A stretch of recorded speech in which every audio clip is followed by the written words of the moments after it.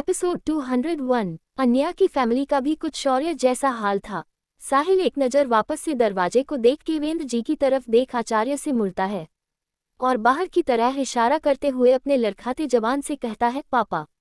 ये जीजा जी दीदू को ऐसे उठाकर, मेरा मतलब है कि वो उन्हें ऐसे। साहिल को भी खुद समझ नहीं आ रहा था कि वो क्या बोले और क्या सवाल करे। केवेंद्र जी साहिल का जवाब सुन एक ठंडी आह भरते हुए अपने चेहरे पर हाथ फिरते हैं। साहिल ये देख उनके पास आते हुए शौक और क्यूरियस निगाहों से देखता है तो केवेंद्र जी उसके कंधे पर हाथ रख काफी नर्म भाव से कहते हैं, तुम्हारे जीजा जी कुछ ऐसे ही साहिल। नॉर्मल बनकर आना और जाना शायद उसकी आदत नहीं है। ये सुन साहिल उचकते हुए सोचने वाले अंदाज में कहता है, पर पापा दीदू। साहिल का अन्या के बारे में पूछने पे केवेंद्र जी वापस अपनी निगाहें दरवाजे पर ले जाते हुए कहते हैं, शायद अब हमें फिक्र करने की जरूरत नहीं। इतना बोल केवेंद्र जी साहिल के गालों पे हल्का थपथपाते हुए कहते हैं, फिक्र मत करो, तुम्हारी दीदू बहुत समझदार और स्ट्रांग है। वो संभाल लेगी, और वैसे भी अब वो अकेले नहीं है, शायद किसी भी मोड़ पे भी नहीं। साहिल अपने पिता को यूं शांत देख काफी आचार्य था। केवेंद्र जी अपनी बात कहकर कमरे की ओर बढ़ते ही है कि उनकी नज़र शौर्य पे पड़ती है, जो अभी भी शायद किसी सोच में घूम था। केवेंद्र आगे बढ़ते हुए सारिका जी से कहते हैं, सारिका घर में मेहमान आए हैं, तुम इनकी आवभगत करो, मैं कमरे में हूँ। सारिका जी अपने पति को यूं खामोश देख थोड़ी चिंता में आ जाती है, क्योंकि पल भर में ही इतना कुछ हो गया कि और केवेंद्र जी ने एक शब्द उस बारे में नहीं कहा। वो उन्हें जाते हुए पीछे से आवाज देते रोक कहती है, रुकिए, आप ठीक है ना? मतलब अन्या को लेकर। सारिका जी की नज़र में परेशानी भाप केवेंद्र जी उन्हें देखते हुए कहते हैं, सारिका जी हम बिल्कुल ठीक है, और रही अन्या की बात तो हमने अन्या से भी कहा और आपसे भी कह रहा हूँ, चाहे कुछ भी हो जाए उसके पिता उसके साथ है। इतना बोल केवेंद्र जी आगे बढ़ते ही कि कुछ सोच वापस कहते हैं, और हाँ सारिका जी, अगर कुछ छुपा हो तो उसके तकिए के नीचे रखने की भूल न करिएगा, क्योंकि क्या है ना, आप हर बार आसानी से पकड़ी जाती है, ध्यान रखिए। केवेंद्र जी अपनी बात कहे चले गए तो वही सारिका जी उनकी बात सुन कुछ शर्मिंदा के साथ हैरान भी थी, क्योंकि न चाहते हुए भी उन्हें अन्या की रिपोर्ट्स के बारे में पता चल गया। उसके दिल को ठेस तो पहुंची थी, पर उससे जायद उन्हें अन्या की फिक्र सता रही थी। और वही रुद्र के आने की आहट भर से अन्या की नज़रों में जो था, वो केवेंद्र जी से छुपा नहीं था। भले ही उनकी बेटी के हर दुख दर्द तकलीफ की वजह रुद्र था, लेकिन अन्या की मोहब्बत, हिम्मत, हौसला, ताकत की भी रेखा उससे ही होकर गुजरती है। और कुछ पल पहले केवेंद्र जी की आंखों ने इस बात को परख ही लिया था। खुद के अलावा भी कोई उनकी बेटी को उसने बेहतर जो संभाल सकता था। ये देख एक पल केवेंद्र जी को जलन सी हुई थी, लेकिन दिल की सुकून भी था। वो चाहते तो रुद्र को रोकने की कोशिश भी कर सकते थे, लेकिन अन्या की नाजुक सिचुएशन में वो कोई ऐसा वैसे कदम नहीं उठाना चाहते थे जिसका हर्जाना उनकी बेटी को भुगतना पड़े। शौर्य मौका सहते ही वहां से जल्दी भाग गया, ताकि वो जल्द से जल्द अन्या और रुद्र के पास जा सके। वहीं दूसरी तरफ रुद्र की कार पल भर में एक बड़े से हॉस्पिटल के आगे रुकती है। पूरे रास्ते अन्या ने रुद्र से ढेर सारे सवाल किए, उससे जाने देने की जिद मचाई, पर रुद्र ने न कुछ कहा और न ही कुछ किया। अन्या ने उससे काफी हक किया, उसके हाथों में बाइट भी किया, पर रुद्र के मुंह से एक आह तक नहीं निकली। अन्या उसका ये कठोर रूप देख एक जगह हैरान थी तो दूसरे जगह परेशान भी। उससे समझ नहीं आ रहा था आखिर वो क्या करे। जब तक रुद्र कुछ रिएक्ट नहीं करता तब तक वो खुद भी कैसे रिएक्ट करे, उससे समझ नहीं आ रहा था। कुछ पल में अन्या भी शांत होकर बाहर देखती है तो हॉस्पिटल का बोर्ड देख हैरानी के साथ थोड़ी घबराहट होने लगती है। वो रुद्र की तरफ देख अपने घबराहट को छुपाए हुए पूछती है, हॉस्पिटल? हम यहाँ क्यों आए? जवाब दीजिए रुद्र। पर रुद्र अन्या के इस सवाल पे भी कोई रिएक्शन न देते हुए कार से उतरता है। अन्या को उसका ये अजीब बिहेव देख शौक ही रह जाती है। रुद्र दूसरे तरफ से आते हुए दरवाजा खोलता है और एक बार फिर अन्या को बाहों में उठा लेता है। अन्या ये देख कशमाते हुए कहती है, रुद्र ये क्या कर रहे हैं? मैं ठीक हूँ, और मेरे हाथ पाँव भी ठीक है, मैं चल कर भी जा सकती हूँ। नीचे उतरे मुझे और बताए हम यहाँ क्यों आए हैं। रुद्र आप चुप क्यों हैं? बोले ना। अन्या के इतना करने पर भी रुद्र जैसे टस से मस नहीं होता, और चुप वैसे ही अन्या के अंदर ले जाता है। अंदर रुद्र के गुड्स के साथ जयान और एक हॉस्पिटल की पूरी टीम के साथ उसके मैन स्टाफ भी लाइन में एक साथ मौजूद थे। रुद्र को आता देख सब हरकत में आ जाते हैं। सब उससे ग्रीट करते हुए आने का इशारा करते हैं। एक वार्ड बॉय आगे आता हुए व्हीलचेयर बढ़ता है अन्य के लिए, ताकि वो उससे उसमें ले जा सके, पर रुद्र उससे इशारे से मना कर अन्या को वैसे ही वज्र की तरफ लिए जाता। अन्या को एक पल ये सब देख हैनी के साथ घबराहट सी हो रही थी।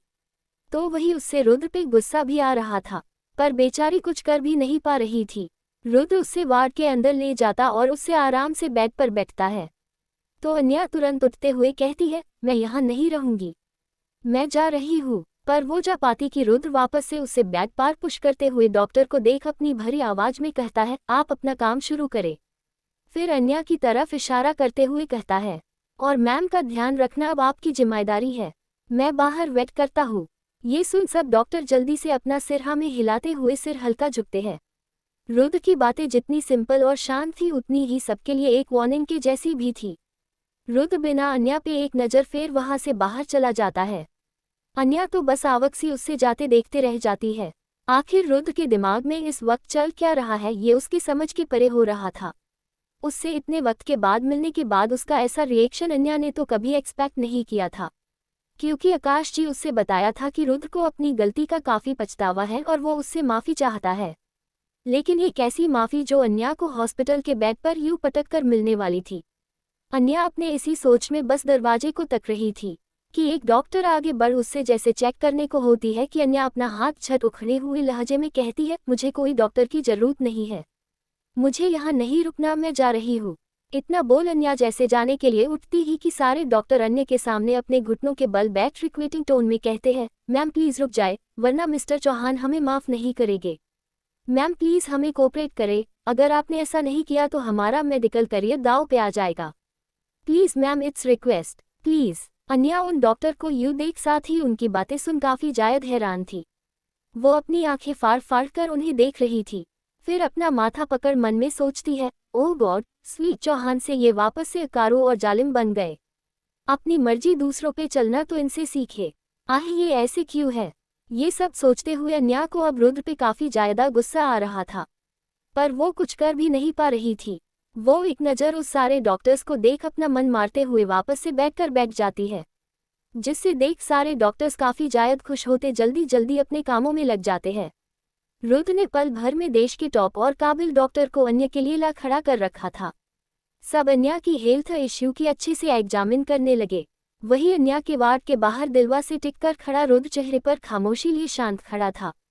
बाहर जितना शांत था कि कोई उसके अंदर के तूफान को परखने में चूक जाए। वो अपने पॉकेट में हाथ डाले अपना सिर दीवार से टिकाए अपनी आंखें बंद कर एक लंबी सांस छोड़ते हुए अपने मन में कहता है, सॉरी वाइफी, पर ये करना जरूरी था। जनता था अगर मैं तुमसे उस वक्त माफ़ी मांगता और यहाँ आने को कहता तो शायद तुम कभी नहीं आती, या आती भी तो शायद देर हो जाती, इसलिए ये करना जरूरी था। तुम्हारी हेल्थ से बड़ी मेरे लिए इस वक्त शायद ही कोई चीज़ मेरे लिए मैटर करती है। और रही बात तुम्हारी शिकायतों, गुस्से और नाराजगी के लिए, तो वो अब सारी उम्र के लिए मैं झेलने की तैयार हूँ। I love you wifey. Rudra ये सब बोलते हुए अपनी आंखें खोलता है। वही डॉक्टर्स का इंतजार करने लगता है। कुछ पल में डॉक्टर रुद्र के पास आते हुए उससे बताते हैं, मिस्टर चौहान, बेबी और मैम अभी के लिए तो ठीक है, पर हमें एक्स्ट्रा प्रिकॉशन करना होगा आगे के लिए। मैम की सेल्फ और बेबी थोड़ी वीक पड़ चुकी, जिसके लिए हमने दवाई के साथ साथ कुछ मेडिकल प्रोसेस भी करने होंगे। डॉक्टर की बात सुन रुद्र कुछ सोचते हुए कहता है, डॉक्टर इस सब में अन्या के ऊपर कोई खतरा है? एम हिलात हिस्सू।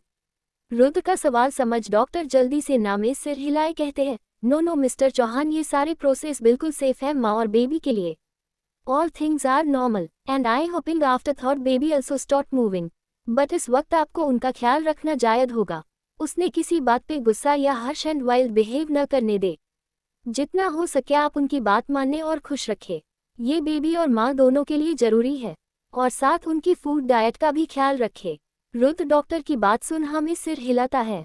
तभी एक नर्स भागते हुए उनके पास आती है और रुद्र को के सामने नीचे झुकाकर उससे ग्रीट करते हुए परेशान स्वर में कहती है, सर मैम खाना नहीं खा रही है, और जब तक खाना नहीं खाएंगी तो दावा भी ले पाएगी।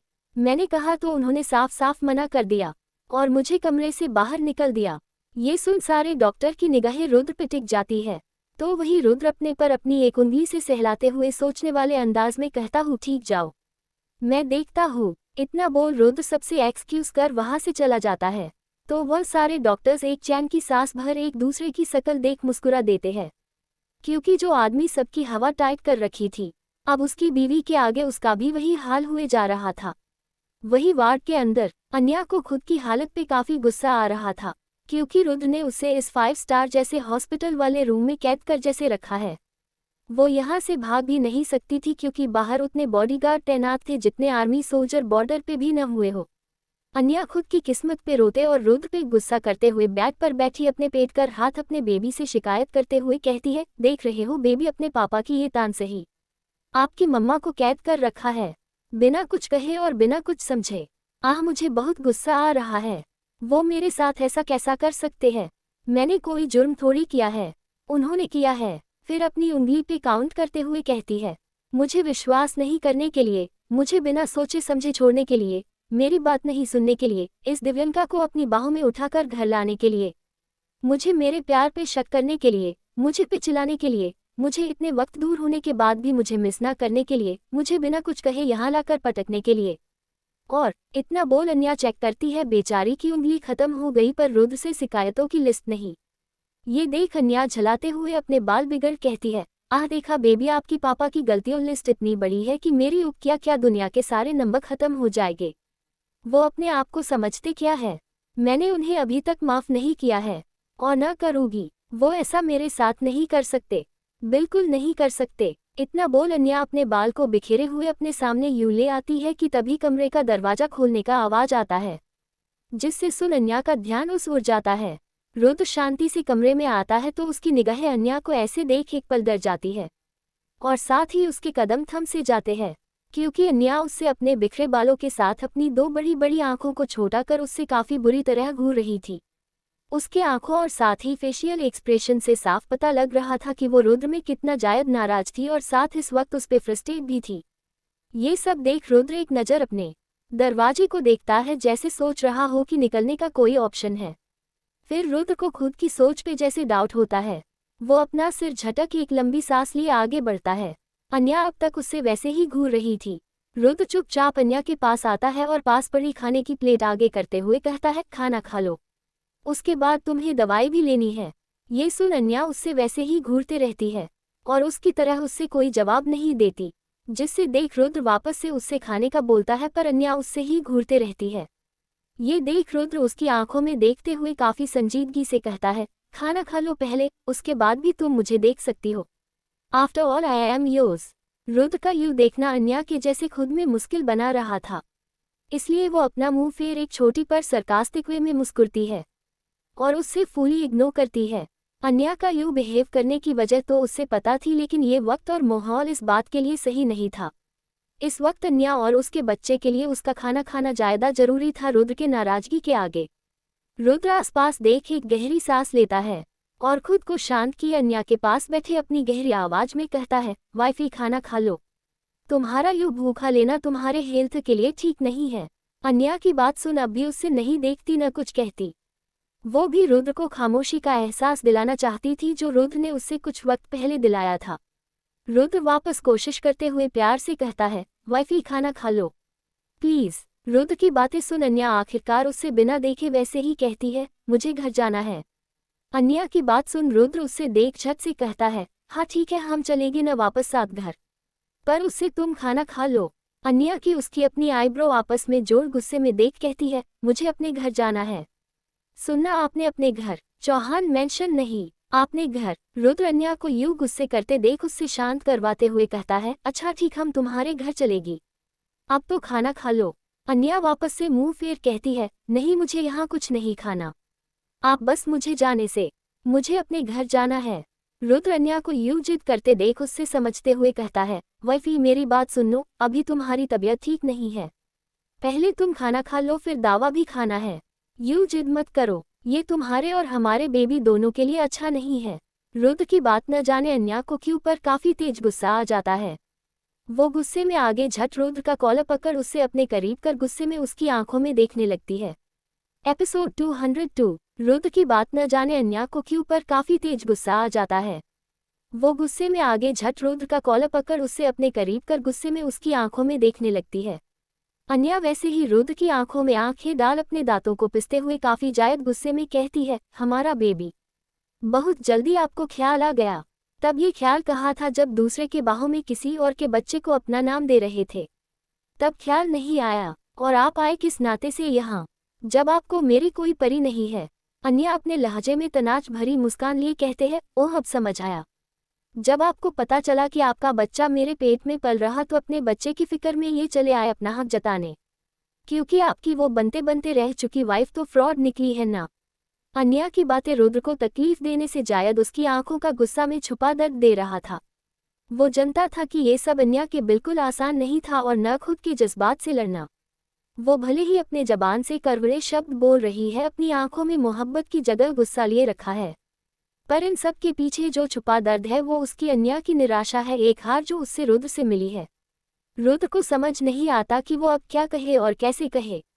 उसका दोष इतना बड़ा है कि उसकी माफ़ी ही छोटी पड़ जाए। रुद्र बोलने की कोशिश करता ही है कि अन्या उसका कॉलर झट उससे मुंह फेर अपने दर्द को बेकाबू होने से रोक कहती है, मिस्टर चौहान हक जताने का इतना ही शौक है न तो अपने लिए एक खिलौना खरीद लीजिए। वो क्या है न खिलौने को। रुद्र की तरफ मुड़ उसकी आंखों में देख अपनी आंखों में अपने दर्द की निशानी को नमी के रूप में लिए कहती है, कितना भी कुछ कहो तोड़ो मोडोरो या पारो तले उसकी इज्जत को रौंद दो, यहाँ तक कि दिल भरने में उससे कहीं दूर फेंक दो, उससे दर्द नहीं होगा। पर मेरा दिल खिलौना नहीं है मिस्टर चौहान, खिलौना नहीं है। अन्याय कहे रुद्र इन नजरों से देखती है कि रुद्र काफी जायद शर्मिंदा हो जाता है। उससे खुद पे इतना गुस्सा आ रहा था कि उसने अपने गुस्से में ना जाने क्या क्या कर दिया।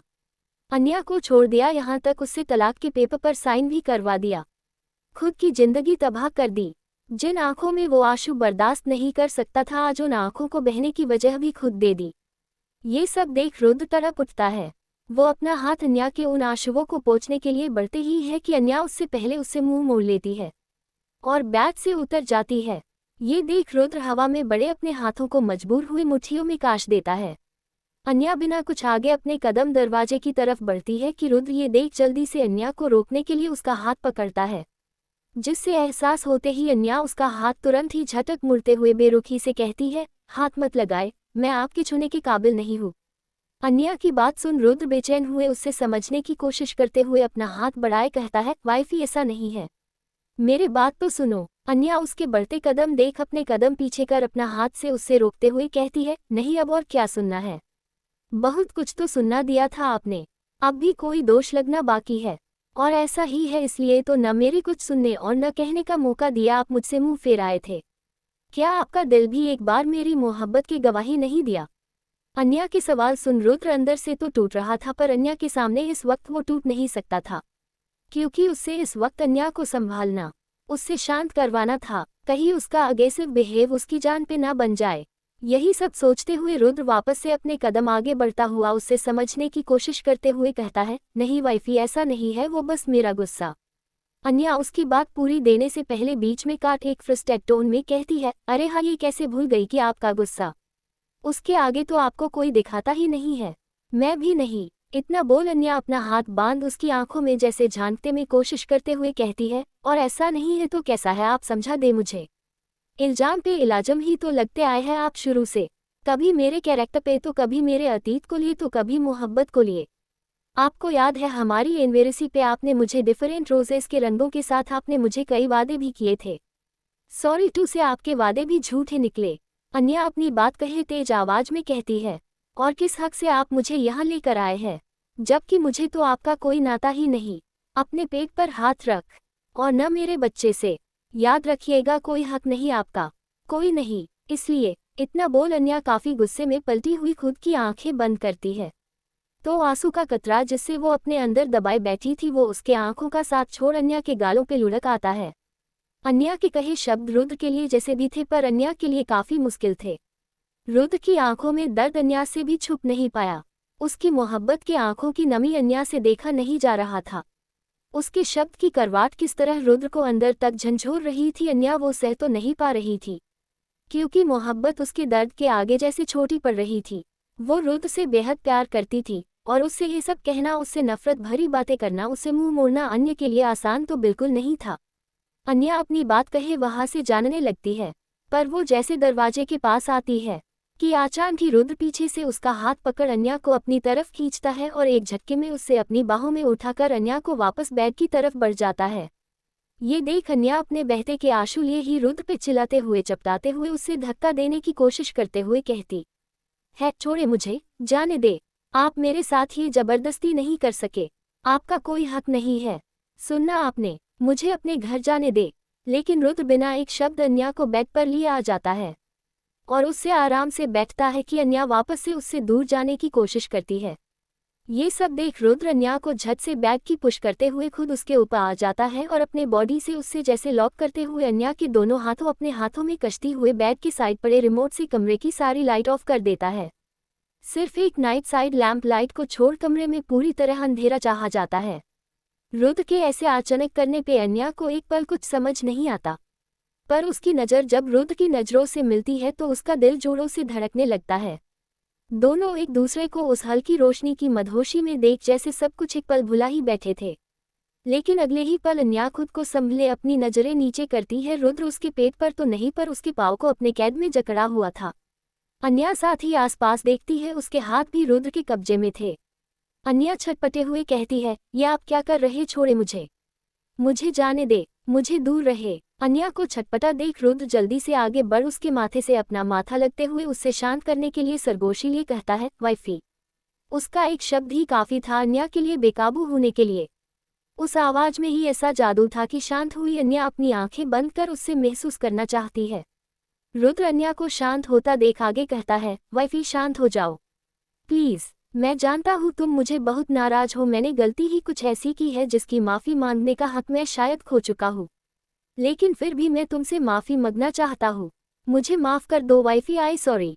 तुम्हारे सारे इल्ज़ाम मुझे कबूल है, तुम्हारी नफ़रत भी कबूल है, सारी शिकायतें भी कबूल है, पर बस मुझे ये मत कहो कि मेरा तुमसे कोई नाता नहीं है। मैं ही जानता हूँ किस हाल में मैं इतने वक्त जी रहा था तुम्हारे बिना, पर प्लीज़ अब मुझे खुद से दूर मत करो। रुद्र राय चौहान नहीं जी पाएगा तुम्हारे बिना अब। Sorry wifey, I am sorry, please मुझे माफ़ कर दो प्लीज़। रुद्र के अल्फाज में इतना दर्द था कि अन्या उससे खुद में महसूस कर सकती थी। रुद्र के आंखों से बहते आंसू अन्या के बांध पलकों पे गिरते हुए उसके बहते आंसू से मिलकर रहे थे। दोनों के अंदर उतना दर्द और तकलीफ था जो शायद ही इस आंसुओं से भी आज मिट पाएगा। लेकिन एक दूसरे की आगोशी में ये लम्हा दोनों को एक दूसरे के साथ के सहारे लिए था। कुछ पल ऐसे ही खामोशी में बीते कि तभी दरवाजे पे दस्तक की आवाज़ हुई, जिससे सुन दोनों को होश आता है।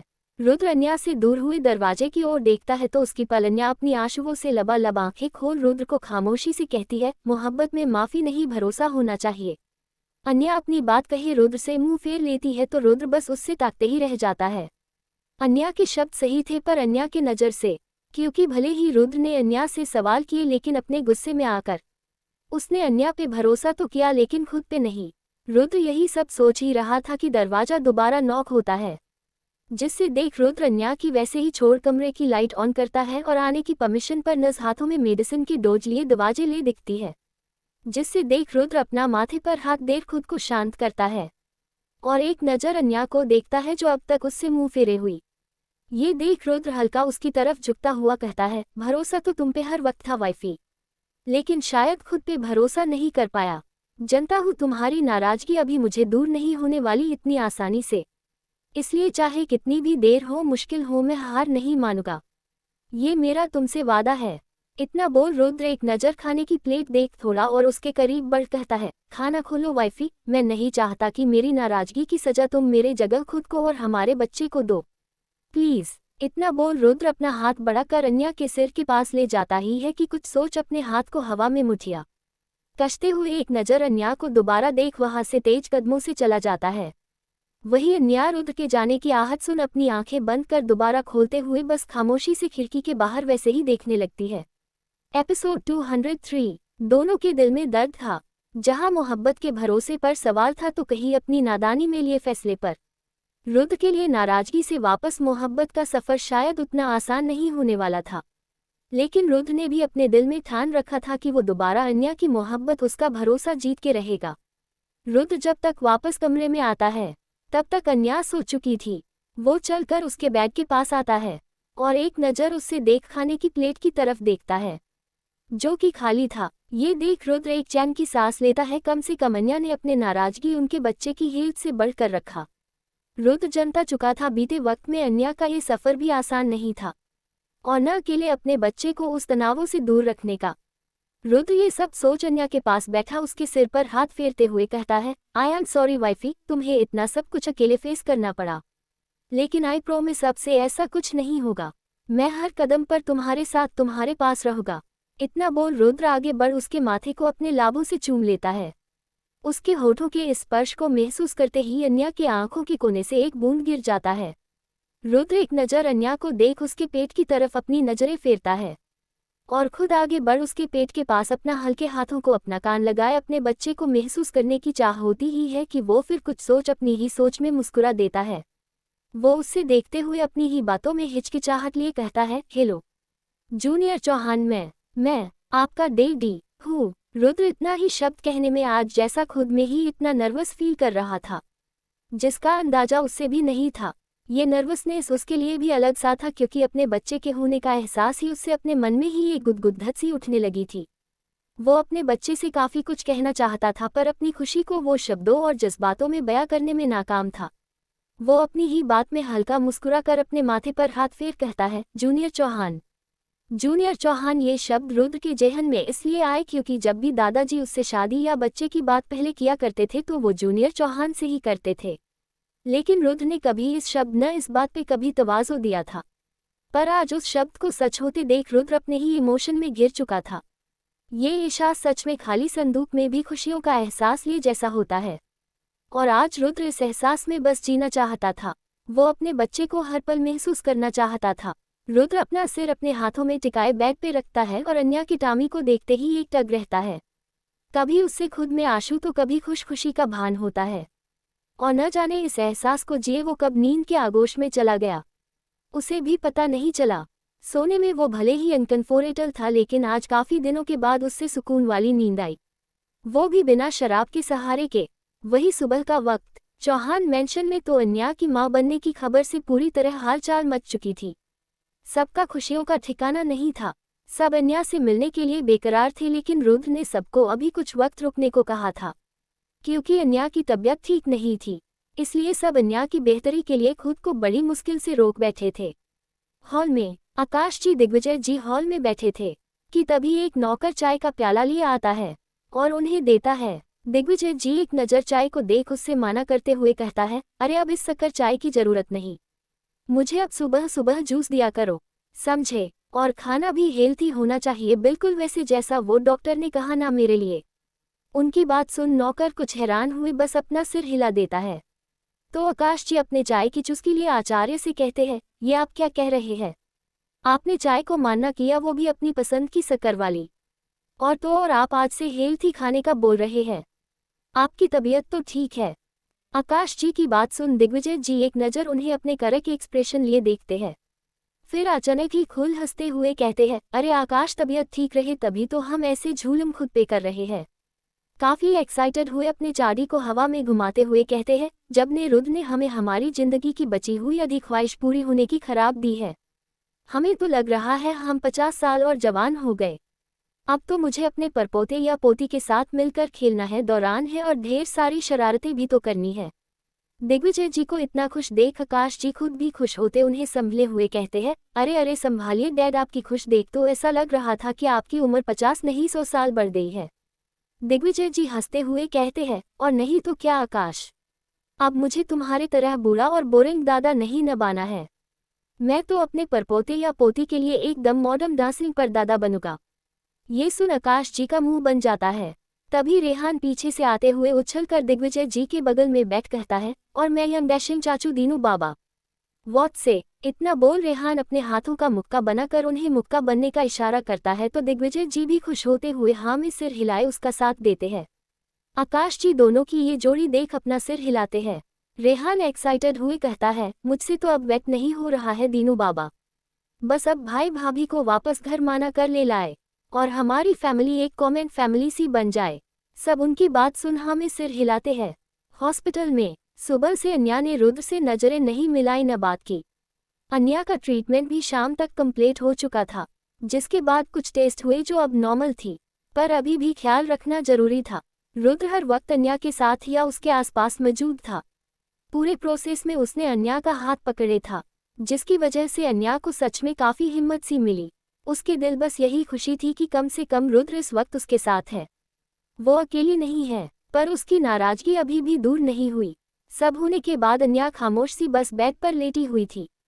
दरवाजे खोल रुद्र अंदर तक है तो उसकी आहट सुनकर भी अन्या ने एक बार फिर उसकी तरफ नहीं देखा। रुद्र अपने हाथों में हेल्थी फ्रूट चाट लाया था ताकि अन्या कुछ खा ले और उसका मूड भी कुछ सही हो जाए। वो बाउल टेबल रखते हुए अन्या की तरफ देख कहता है, ये फ्रूट चाट खा लो, डॉक्टर ने कहा ये तुम्हारे लिए हेल्थी है। अन्या उसकी बात सुनकर भी अनसुना करते हुए कहती है, मुझे घर जाना है। अन्या की बात सुन रुद्र एक पल बस देखने लगता है। उसका उदास चेहरा उससे बिल्कुल अच्छा नहीं लग रहा था, इसलिए वो उसके पास बैठता हुआ कहता है, ठीक है, पहले इसे फिनिश कर लो। रुद्र के इतने आसानी से मान जाने पे कुछ हैरान हुए उससे कहती है, आपने सुना मैंने क्या कहा? मुझे अपने घर जाना है, चौहान मेंशन नहीं। ये सुन रुद्र बड़े आराम से फ्रॉक में फ्रूट पीस लिए उसकी तरफ बढ़ते हुए कहता है, हाँ मुझे पता है। डोंट वरी, हम चौहान मेंशन नहीं जा रहे हैं, बल्कि हम तुम्हारे पेरेंट्स के घर ही जाएंगे। पहले तो अन्या को उसकी बात सुन दुगना शौक लगता है क्योंकि उससे नहीं लगा था कि रुद्र उसे इतनी आसानी से जानने देगा। पर फिर उसकी बात पे गौर किए उचकते हुए बेड पर बैठ कहती है, एक मिनट, आपने क्या कहा अभी? यहाँ हम का क्या मतलब है? अन्या अपने सवाल पूछती है तो रुद्र उससे फ्रूट चाट खाने का इशारा करता है जो वो उससे खाने के लिए वो उसके मुंह के पास लाया था। अन्या पहले तो इनकार करती है पर रुद्र से अपने सवाल के जवाब के झुंझुलाहट में वो उसका बाइट लेते हुए पूछती है, मैंने आपसे कुछ पूछा है? हम का क्या मतलब? रुद्र उससे दोबारा खिलाने के लिए अपना हाथ बढ़ता हुआ कहता है, हम मतलब जो होता है वही है ये, और वैसे भी अब मैं और तुम अलग थोड़ी है। रुद्र की बात सुन अन्या झलते हुए कहती है, जी नहीं, ऐसा नहीं है, अब हम दोनों अलग हैं। याद नहीं, आपने तो खुद मुझसे तलाक के पेपर साइन करवाए थे। अन्या की बात सुन रुद्र हल्का सा मुस्कुरा देता है और फिर उसकी आंखों में देख कहता है, वाइफी तुम इतनी भोली हो या सिर्फ मेरे सामने भोली बनने का नाटक कर रही हो? ये बात तुम्हें भी अच्छे से पता है कि वो तलाक के पेपर्स भी लीगल नहीं थे, तो फिर हमारा रिश्ता कैसे टूट सकता? तुम अब भी लीगली मिसेज अन्या रुद्र राय चौहान हो। मैं भले ही गुस्से में था पर बेवकूफ़ थोड़ी हूँ जो तुमसे नाता तोड़ दूंगा। रुद्र की बात सुन अन्या मुंह बन जाता है। ये बात सच था, जिस पता उससे भी था कि उसका और रुद्र का रिश्ता एक कागज के टुकड़े के बुनियाद में तो बिल्कुल नहीं टूट सकता। यही सब लिए वो सोच रही थी और रुद्र उसकी इसी बात का फायदा उठाया उससे खिलाए जा रहा था, जिसका शायद ही होश अन्या को था। वो भी मजे से खाते हुए अपनी सोच में घूम थी। फ्रूट चाट फिनिश हुए देख रुद्र मुस्कुरा देता है और जैसे ही उठता है कि अन्या अपनी सोच से बाहर आई कहती है, जो भी हो आप मेरे साथ घर नहीं आएगी। रुद्र अन्या की बात सुन गहराई से अपनी बातों को सोचने का नाटक करते हुए अचानक ही उसके चेहरे के करीब बने एक डेविल स्माइल लिए कहता है, ठीक है तो फिर मैं तुम्हें चौहान मेंशन उठा ले जाऊंगा। अन्या उसकी बात सुन अपनी आईब्रो आपस में सिकोड़ चिढ़ते हुए कहती है, मैं नहीं जाऊंगा आपके साथ कहीं भी। रुद्र उसकी बात सुन अपनी एक उंगली से उसके नाक को होले से टच कर कहता है, तो ठीक है मैं चलता हूँ तुम्हारे साथ। सोच लो, चॉइस इज योर वाइफी। और वैसे भी शादी के इतने वक्त के बाद भी मुझे दामाद वाली इम्पोर्टेंस नहीं मिली, तो सोच रहा हूँ वो भी ले लूँ। सुनना है ससुराल में दामाद की काफ़ी खातिरदारी होती है, मुझे भी ट्राई करना। अन्या उसकी बातें सुनने उससे घूर रही थी तो वही रुद्र उससे अपनी प्लानिंग बता रहा था। फिर अपने मन में एक आह भरती है ये सोच सोच कर कि आगे क्या होगा, क्योंकि वो जानती थी रुद्र ने ठान लिया तो वो उसके साथ ही जाएगा। एपिसोड 204। 2 दिनों में अन्या का proper checkup and medical process complete हो जाता है। अन्या फिजिकली और मेंटली इस वक्त काफ़ी बेहतर थी और बेबी भी फाइन था, लेकिन उसकी मूवमेंट में डॉक्टर के मुताबिक अभी कुछ वक्त था, इसलिए उन्हें इंतजार करना होगा इसके लिए। डॉक्टर की बात सुन अन्या और रुद्र एक दूसरे को देखते हैं और जैसे अपने अपने मानों में ये उम्मीद लिए रहते कि अपने बच्चे की पहली आहट उनके रिश्ते की सारी दूरियां मिटा दे। रुद्र ने अन्या की खुशी के लिए उससे हॉस्पिटल से छुट्टी भी करा दी और जाते जाते डॉक्टर से काफ़ी सारे अन्या का ख्याल रखने इंस्ट्रक्शन की लिस्ट भी बनवा ली। अन्या अपने घर जाने के लिए थोड़ी खुश भी तो थोड़ी परेशान भी, क्योंकि जिस दामाद की 1 या 2 पालों की आने की आहट सुनकर ही उसके मम्मी पापा शौक के साथ परेशान हो जाते हैं, जब वो उसके साथ रहेगा तो क्या क्या होगा। अन्या जानती वो कुछ भी कर ले, उसके पेरेंट्स और रुद्र के लाइफस्टाइल काफ़ी डिफरेंट है और रुद्र वो उसके छोटे से घर के माहौल में ढलने में दिक्कत होगी और शायद रुद्र के होने से उसके मम्मी पापा को वो किसी को परेशान नहीं करना चाहती थी और न रुद्र की जिद के आगे कुछ कर पा रही थी और न ही उससे माफ कर चौहान मेंशन जा सकती थी। वो पूरी तरह उलझ चुकी थी। उससे समझ नहीं आ रहा था वो क्या करे, किसी परवाह करे। यही सब सोच अन्या अपना सिर पकड़ के कमरे में बैठी होती है कि रुद्र कमरे में आता हुआ अन्या को यूं देख उसके माथे को छूते हुए फिक्र से पूछता है, वाइफी क्या हुआ, तुम ठीक हो? तुम्हारी तबीयत? 1 मिनट रुको, मैं डॉक्टर को बुलाता हूँ। अन्या उसकी बात सुन एक नज़र उससे अजीब नज़रों से देख अपने मन में आह भरते हुए ऊपर देख कहती है, देख रहे हैं भगवान जी परेशानी देने वाला ही फिक्र कर रहा है मेरी। अगर इन्हें इतनी परवाह है मेरी तो क्या चल रहे हैं मेरे साथ, जाए अपनी दुनिया में क्यों पड़े हैं मेरे पीछे। एक दो इतनी ये बात पे डॉक्टर को बुलाने की आदत मैं ज़रा छींक भी मारूं न तो ये डॉक्टरों की टोली खड़ी कर देते हैं मेरे सामने। ऐसा कोई करता भला? आगे क्या होगा पता नहीं। रुद्र अन्या के ऐसे बदले एक्सप्रेशन के साथ ऊपर देखते हुए देख कंफ्यूज सा वो भी एक नज़र ऊपर देख अपनी आईब्रो सिकोड़ कहता है, क्या सोच रही हो वाइफी?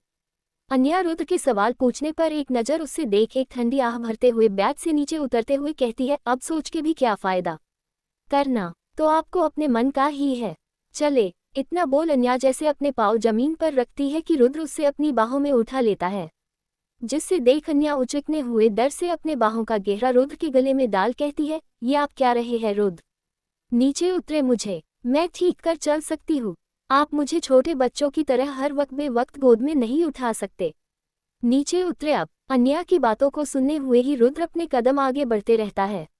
उसके आखिर अल्फाज सुन वो उसकी तरफ प्यार भरी नज़रों से देख अपनी बाहों की पकड़ अन्या पे मजबूत करते हुए कहता है, वाइफी छोटे बच्चे का तो पता नहीं लेकिन छोटे बच्चे की मम्मा तो बनने वाली हो। वैसे मैं तो प्रैक्टिस कर रहा हूँ फ्यूचर के लिए। तुम्हें प्रॉब्लम है तो ये प्रॉब्लम है वाइफी, मेरी नहीं। इतना बोल रुद्र कमरे से बाहर आ जाता है तो अन्या उसी काफ़ी बुरी तरह घूरता है। आखिर इस आदमी से बहस साची करना बेकार है क्योंकि चलनी तो शुरू से इससे अपने मन की है। ये सोच अन्या मन ही मन रुद्र को काफ़ी सुनती है। रुद्र अन्या को ले अपने साथ बाहर आता है तो अन्या की नज़र सामने देख चद सी जाती है क्योंकि रुद्र के बॉडीगार्ड के साथ काफ़ी सारी गरिया वहाँ उनके लिए मौजूद थी। जयान भी वही था। रुद्र को देख आगे बढ़ उनकी कार का दरवाज़ा खोलता है, जिससे रुद्र अन्या को कार में बैठते हुए खुद उसके बगल में बैठ जाता है। अन्या कार में बैठते हुए कार के आसपास जल्दी से सिर घुमा कर देखती है। फिर रुद्र अपनी चढ़ी हुई आवाज में कहती है, ये सब क्या है? रुद्र जो कि अपना फ़ोन चेक कर रहा था, वो अन्या की बात सुन एक नज़र उसके इशारों पे आसपास देख बेपरवाही से कहता है, गारिया है। अन्या उसकी बात सुन गुस्से में उसका फ़ोन छीन खिड़की से दूर फेंक देती है, जिससे देख रुद्र अपनी आईब्रो उचकने हुए उसे देखता हुआ कहता है, ये क्या किया? अन्या अपनी हाथों को आसपास में बांध रुद्र की तरह अपने लहजे में बेपरवाही लेते हुए कहती है, वही जो कभी आपने किया था गुस्से में। फर्क बस इतना है, वो फ़ोन है, इंसान नहीं। अन्या की बातों को सुन रुद्र एक पल उससे अजीब नज़रों से देख फिर अपने छीन पे उंगलियों से सहलाते हुए सोचने वाले अंदाज में कहता है, मुझे नहीं पता था वाइफी तुम्हें ताने देना भी आता है। फिर अचानक ही अन्या के चेहरे के बेहद करीब होते हुए अपनी सिदिक्त व धीमी वॉइस में कहता है, आई लाइक इट। रुद्र की गर्म सांसें अन्या के चेहरे को छूते हुए उससे अंदर से बेकाबू कर रही थी। उसकी आंखें, उसके होठों अन्या को सब पागल बना रहा था। उसका दिल जैसे उसके बाश में न हो, वो धड़क धड़क के बहरा आना को था। ये सब देख अन्या जल्दी से खुद को संभले रुद्र को खुद से दूर धकेलते हुए कहती है, दूर रहे आप मुझसे। इतना बोल अन्या अपना मुंह मोड़ खुद के चेहरे और दिल पर हाथ रख खुद को शांत करती है। वही रुद्र अन्या की ये हालत देख हल्की मुस्कान लिए कहता है, कब तक? अन्या उसकी बातें, उसकी हरकतें देख काफ़ी चिढ़ रही थी। वही जयान कार में बैठ हुआ कहता है, चले। रुद्र जयान की बात सुन कुछ कहता कि अन्या जल्दी से कुछ सोच कहती है, नहीं रुको। अन्या की बात सुन रुद्र उससे देखता है तो अन्या काफ़ी सीरियस एक्सप्रेशन लिए आसपास देख कहती है, ये सब हमारे साथ नहीं जाएंगे और न ही जयान तुम जाओगे। अन्या की बात सुन रुद्र और जयान दोनों कंफ्यूज हो जाते हैं। रुद्र अन्या की बात सुन कहता है, लेकिन क्यों? अन्या उसी बात सुन कहती है, क्योंकि वो मेरा घर है, आप पे होने वाला कोई टेररिस्ट अटैक नहीं। आपको आना है तो नॉर्मल इंसान बन के आए, वरना मेरे साथ आने की कोई ज़रूरत नहीं है। इतना बोल अन्या मुंह बैठ जाती है तो वही रुद्र अन्या की बात सुन गौर से सोचने लगता है। फिर एक नज़र खुद को देख मन में सोचता है कि क्या मतलब है अन्य की बातों का नॉर्मल इंसान बन के आने का? क्या वो नॉर्मल इंसान नहीं है? और अगर नहीं है तो नॉर्मल इंसान होते कैसे हैं? यही सब सोच रुद्र अपने सिर पर हाथ फेरता है। एपिसोड 205, अन्या का घर। रुद्र अन्या को वैसे ही अपनी बाहों में लिए उसके घर के दहलीज पे खड़ा था। किचन से आती सारिका जी की नज़र जब दोनों पे पड़ी तो वो हैरानी से उन्हें ऐसे देख उनकी तरफ बढ़ते हुए कहती है, अरे लाडो, सारिका जी की आवाज सुन केवेंद्र जी की भी नजर उन पे पड़ी। वो भी अपने चेहरे पर आचार्य के भाव लिए उन्हें देखते हैं। अन्या रुद्र के यूं बाहों में लेने की वजह से काफी ज्यादा अपने पेरेंट्स के सामने अवॉर्ड सी महसूस कर रही थी। वो बार बार रुद्र ने उससे नीचे उतरने को कह रही थी, पर वो सुन ही नहीं रहा था। जैसे सारिका जी उनके पास आते हुए कहती है, लाडो दामाद जी आप यहाँ दरवाजे पे अंदर आए। सारिका जी रुद्र को आदर के साथ अंदर बुलाती है तो रुद्र अन्या को वैसे ही लिए सोफे की तरफ बढ़ जाता है और आराम से उससे बैठता है। सारिका जी झट से पानी का ग्लास लिए रुद्र को देती हुए उससे बैठने का कहती है और सारिका जी माँ भरी चिंता लिए झट से उसके पास बैठ उससे अपनी आंखों से तसल्ली करते हुए पूछती है, लाडो तू ठीक है, मतलब तेरी तबीयत सब ठीक है ना। और अन्या जानती थी उसकी माँ अपनी फिक्र का पूरा जायजा लिए छोड़ने नहीं वाली है, इसलिए वो जल्दी से अपनी माँ के हाथों को अपने हाथों में लिए भरोसे के साथ एक मुस्कान लिए कहती है, हाँ माँ सब ठीक है, मैं बिल्कुल ठीक हूँ और आपका नाती भी, हम अभी हॉस्पिटल से ही आ रहे हैं। डॉक्टर ने कहा अब सब ठीक है, चिंता की कोई बात नहीं है, बस अभी कुछ दिन थोड़ा ज्यादा ख्याल रखना होगा। आप इतनी चिंता मत करिए कि कहीं आपकी तबीयत की चिंता अब हमें करनी पड़ जाए। इतना बोलते बोलते अन्या अपने माँ के सीने पर सिर रख लेती है तो सारिका जी सुकून से मुस्कुरा कर अन्या के माथे पर हाथ फेर कहती है, कैसे चिंता न करो, एक माँ हूं ना, चिंता तो होती है। वैसे हमारी आधी चिंता तभी दूर हो गई थी जब दामाद जी ने हमें अस्पताल में होने वाले इलाज के बारे में काफी अच्छे से समझाया था। ये सुन अन्या सारिका जी से दूर हुए उन्हें हैरानी से देखती है, फिर अपनी निगाहें रुद्र पे डालती है, जो अन्या की निगाहों में एक अपनी पलके झपका देता है। तो वही खामोशी से बैठे केवेंद्र जी सारिका जी की बात सुन कुछ न खुशी से कहते हैं, समझने की जगह अगर कोई हमें हमारी लाडो के पास जानने का मौका देता तो शायद हमारी पूरी चिंता दूर हो जाती। सारिका जी एक आधा फोन से क्या ही हो जाता है जब दिल की बेचैनी कम होने की जगह बढ़ते रहती है। अपनी बेटी की फिक्र का सोच केवेंद्र जी बातों से नाजारागी साफ झलक रही थी, जिससे सुन रुद्र की तो एक पल आंखें चढ़ जाती है। तो वही सारिका जी केवेंद्र जी की बात सुन एक नज़र रुद्र को देख जल्दी से उन्हें चुप करवाते बात संभाल कहती है, अब ये नाराजगी छोड़िए, भी देखिए हमारी लाडो इस वक्त हमारे सामने है, अब जी भर में तसाली कर लीजिए। अन्या भी अपने पापा की नज़रों में ऐसी नाराजगी शायद ही किसी के लिए पहली बार ही देख रही थी। वो उन्हें देख प्यार और फिक्र से पुकारती है, पापा। केवेंद्र जी सारिका जी की बात सुनने के साथ अन्या के पुकारने पे उसकी तरफ प्यार से देख कहते हैं, हम ठीक है बेटा। फिर अपनी निगाहें तीखी कर रुद्र पर डाल तंज से कहते हैं, बस आशा करते हैं कि बहुत जल्द किसी को हमारे हालत भी समझ आ जाएगा कि एक आधा कॉल से कुछ नहीं होता। ये केवेंद्र जी का दूसरा वॉर था तो रुद्र की अब भौएं तनसी गई। वो भी केवेंद्र जी को एकटक अपनी काली आंखों को यूं देखता है कि अन्या की हवा की टाइट हो जाती है। वो बिल्कुल नहीं चाहती थी कि उसके पापा जो कभी किसी ने नहीं लड़ते वो अपने ही दामाद से इस चीज की शुरुआत करे, पर वो रुद्र या केवेंद्र जी को कुछ कह पाती कि रुद्र उसकी तरफ देख काफी सलीनता से कहता है, मुझे माफ करिएगा पापा, मुझे गलती हो गई, मुझे आपकी फिक्र को समझना चाहिए था, आइंदा से ऐसा नहीं होगा। रुद्र का लहजा और माफी सुन तो अन्या के साथ सारिका जी भी शौक थी। अन्या को तो बिलीव नहीं हो रहा था कि रुद्र ने इतने आसानी से अपनी गलती मान यूं माफी भी मान ली। कहीं वो कोई सपना तो नहीं देख रही है। जिस आदमी के मुंह से सॉरी सुनने से जायद अपनी लाइफ में अन्या ने इंद्रधनुष देखेगे होगे, वो आज बिन मौसम के बदले अंदाज देख काफी जायद हैरान थी। रुद्र ने तो इतनी बड़ी गलती के बाद भी अन्या से इतनी जल्दी माफी नहीं मांगी थी। वही केवेंद्र जी रुद्र माफी सुन कुछ आगे कहते हैं कि सारिका जी जल्दी से अपने पति को रोक रुद्र से कहती है, अरे कोई बात नहीं दामाद जी, हम समझ सकते हैं, उस वक्त आप हमारी लाडो का ध्यान रखते। या केवेंद्र जी को चुप रहने का इशारा करते हुए, घड़ी घड़ी हमें कॉल करते, वैसे अच्छा है आप इसे यहाँ ले आए, हमारा दिल को कम से कम इससे सही सलामत देख तसल्ली रहेगी। सारिका जी बात सुन रुद्र हाँ में हल्का सिर हिलाता है तो सबके कानों में एक साहिल की आवाज पड़ती है जो बाहर से आ रहा था, अरे माँ किसे देख आपके दिल को तसल्ली मिल रही है, आपका लाल तो यहाँ है। इतना बोल वो अंदर आता है और जैसे ही सामने देख तो एक पल शौक होते हुए अगले पल एक्साइटमेंट के साथ आगे बढ़ कहता है, दीदू। साहिल अन्या को देख खुश होते उससे साइड हग करते हुए कहता है, दीदू आप वापस आ गई। अन्या भी उसका बाल बिगड़ते हुए साइड से कहती है, क्यों तुम्हें खुशी नहीं हुई। साहिल अन्या के यूं बाल बिगड़ने से अपना सिर पीछे कर मुंह बनते हुए उससे देखता है, फिर एक नज़र रुद्र को देख बेचारों वाला शकल नीचे कर अफसोस में कहता है, इसका मतलब जीजा जी भी आपको झेल नहीं पाए कुछ दिन। इतना बोलते हुए साहिल रुद्र की हाथों को अपने हाथों में लिए बेचारगी से उससे सहानुभूति देते हुए कहता है, जीजा जी मैं समझ सकता हूँ, आपकी हालत ये शुरू से है, ये ऐसी किसी के संभले नहीं संभलती। साहिल की बात सुन रुद्र अपनी आंखों में शरारत लिए आप सिर हल्का झुकते हुए देखता है तो अन्या उसकी नजरों से थोड़ी सी कांप जाती है।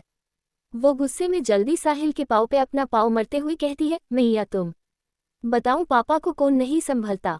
इतना बोल अन्या जैसे ही अपनी निगाहें केवेंद्र जी की तरफ करती ही है कि साहिल जल्दी से अन्या का गले में बाहें डाल उससे मखने लगते हुए कहता है, अरे दीदू मैं तो मजाक कर रहा था, आप तो जानती ही हो, मैं बस जीजू से ये कह रहा था कि आपको वापस देखकर मेरी दिल गार्डन हो गया। अन्या उसकी बात सुनने उससे घूरती है तो साहिल अन्या से जल्दी से काट के रुद्र से मिलते हुए कहता है, हाय जीजू कैसे हैं आप, आपसे पिछली बार मुलाकात अधूरी सी रह गई। रुद्र साहिल की बात सुन अपना सिर हल्का सा हिलाते हुए कहता है, कोई नहीं साहिल अब तो यही हूँ, कुछ दिन तो अधूरी मुलाकात भी पूरी हो जाएगी। रुद्र की बात सुन साहिल एक्साइटेड हुए कहता है, सच्ची आप यहाँ रहोगे। जहाँ साहिल रुद्र के रुकने की बात से एक्साइटेड था तो वही किसी के एक्सप्रेशन कुछ खास नहीं थे। केवेंद्र उचकते हुए कहता है, लेकिन तुम यहाँ कैसे रुक सकते हो। केवेंद्र जी का सवाल सुन सबकी निगाहें उस पर टिक जाती है। रुद्र अपनी आईब्रो उचकते हुए उन्हें देखता है तो वो जल्दी से खुद को शांत किए कहते हैं, मेरा मतलब है कि ये घर तुम्हारे घर के जैसे बड़ा नहीं है और शायद यहाँ रहने में तुम्हें तकलीफ हो।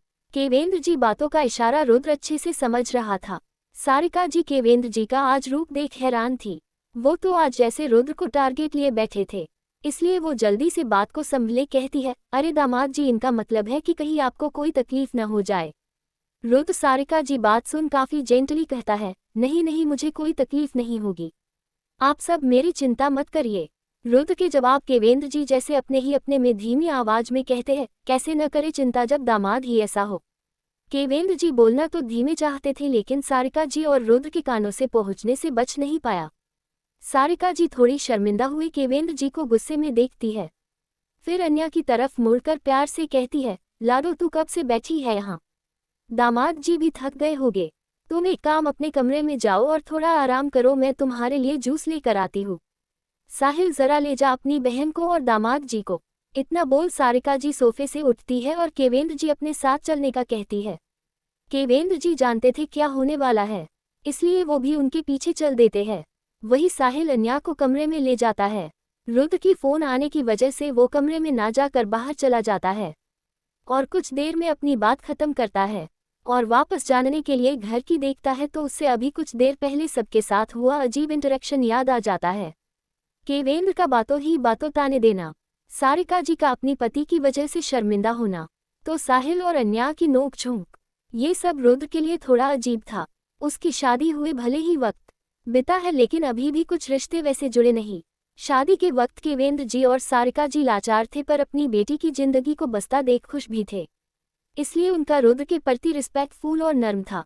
हर बार उनकी अन्या से शादी के बाद मुलाकात हुई तब उन्होंने हमेशा रुद्र को अन्या की परवाह करते पाया और साथ भी, पर बीते कुछ दिनों में रुद्र की गलती की सजा अन्या के साथ उसके पेरेंट्स को भी मिली, खासकर केवेंद्र जी को। उन्होंने अपनी बेटी को पल पल अपने अनसुबों को छुपाते देखा, टूटे रिश्ते का बोझ उठते देखा है, खुद में हिम्मत जोड़ते देखा है और ये सब देखकर भी केवेंद्र जी खुद को कुछ न कर पाने के लिए मजबूत होते देखा है। इसलिए उनके दिल में एक आह थी कि कहीं रुद्र दोबारा उनकी बेटी की तकलीफ न पहुंचा दे या कहीं उनकी बेटी को वो सारे दर्द अकेले न सहना पड़े। उसके दिल में एक गांठ पड़ चुकी थी जिससे अब रुद्र को सुलझाना था। वो बस ये चाहते थे कि कोई उनकी बेटी को अब तकलीफ न पहुंचा पाए।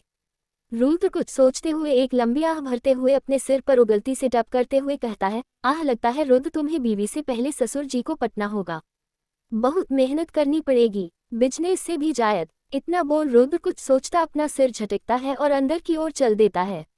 एपिसोड 206 अन्या का घर। सारिका जी किचन में रात के खाने की तैयारियों में लगी थी। वो काफी मन से खाना बन रही थी क्योंकि आज पहली बार जो उन्हें अपने दामाद जी आप भगत का कोई ऐसा मौका था, इसलिए वो कोई कमी नहीं छोड़ना नहीं चाहती थी। तभी अन्या भी किचन में अपनी माँ को काम करते देख आती है और उनके हाथ बटाए कहती है, लाए माँ ये सब मैं कर देती हूँ। सारिका जी अन्या को देख प्यार से उससे माना करते हुए कहती है, अरे नहीं लाडो मैं कर लूंगी, और तुम यहाँ में क्यों आए, तुम्हें तो आराम करना चाहिए न। अन्या आराम का नाम सुन चिड़े हुए स्वर में कहती है, माँ आराम करने का नाम मत लो, जब से प्रेगनेंसी शुरू है तब से डॉक्टर से लेकर आप सब जब देखो सिर्फ मुझे आराम ही करने बोलते रहते हैं। आपको पता है आराम के नाम से अब मुझे चिढ़ होने लगी है।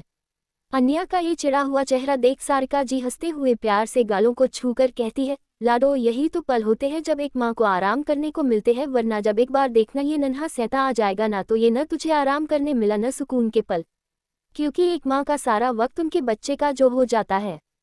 सारिका जी की बात सुन अन्या अपनी माँ को साइड से पकड़ उनके कंधे पर सिर रख लेती है। तो सारिका जी प्यार से उसके सिर हाथ फेरती है।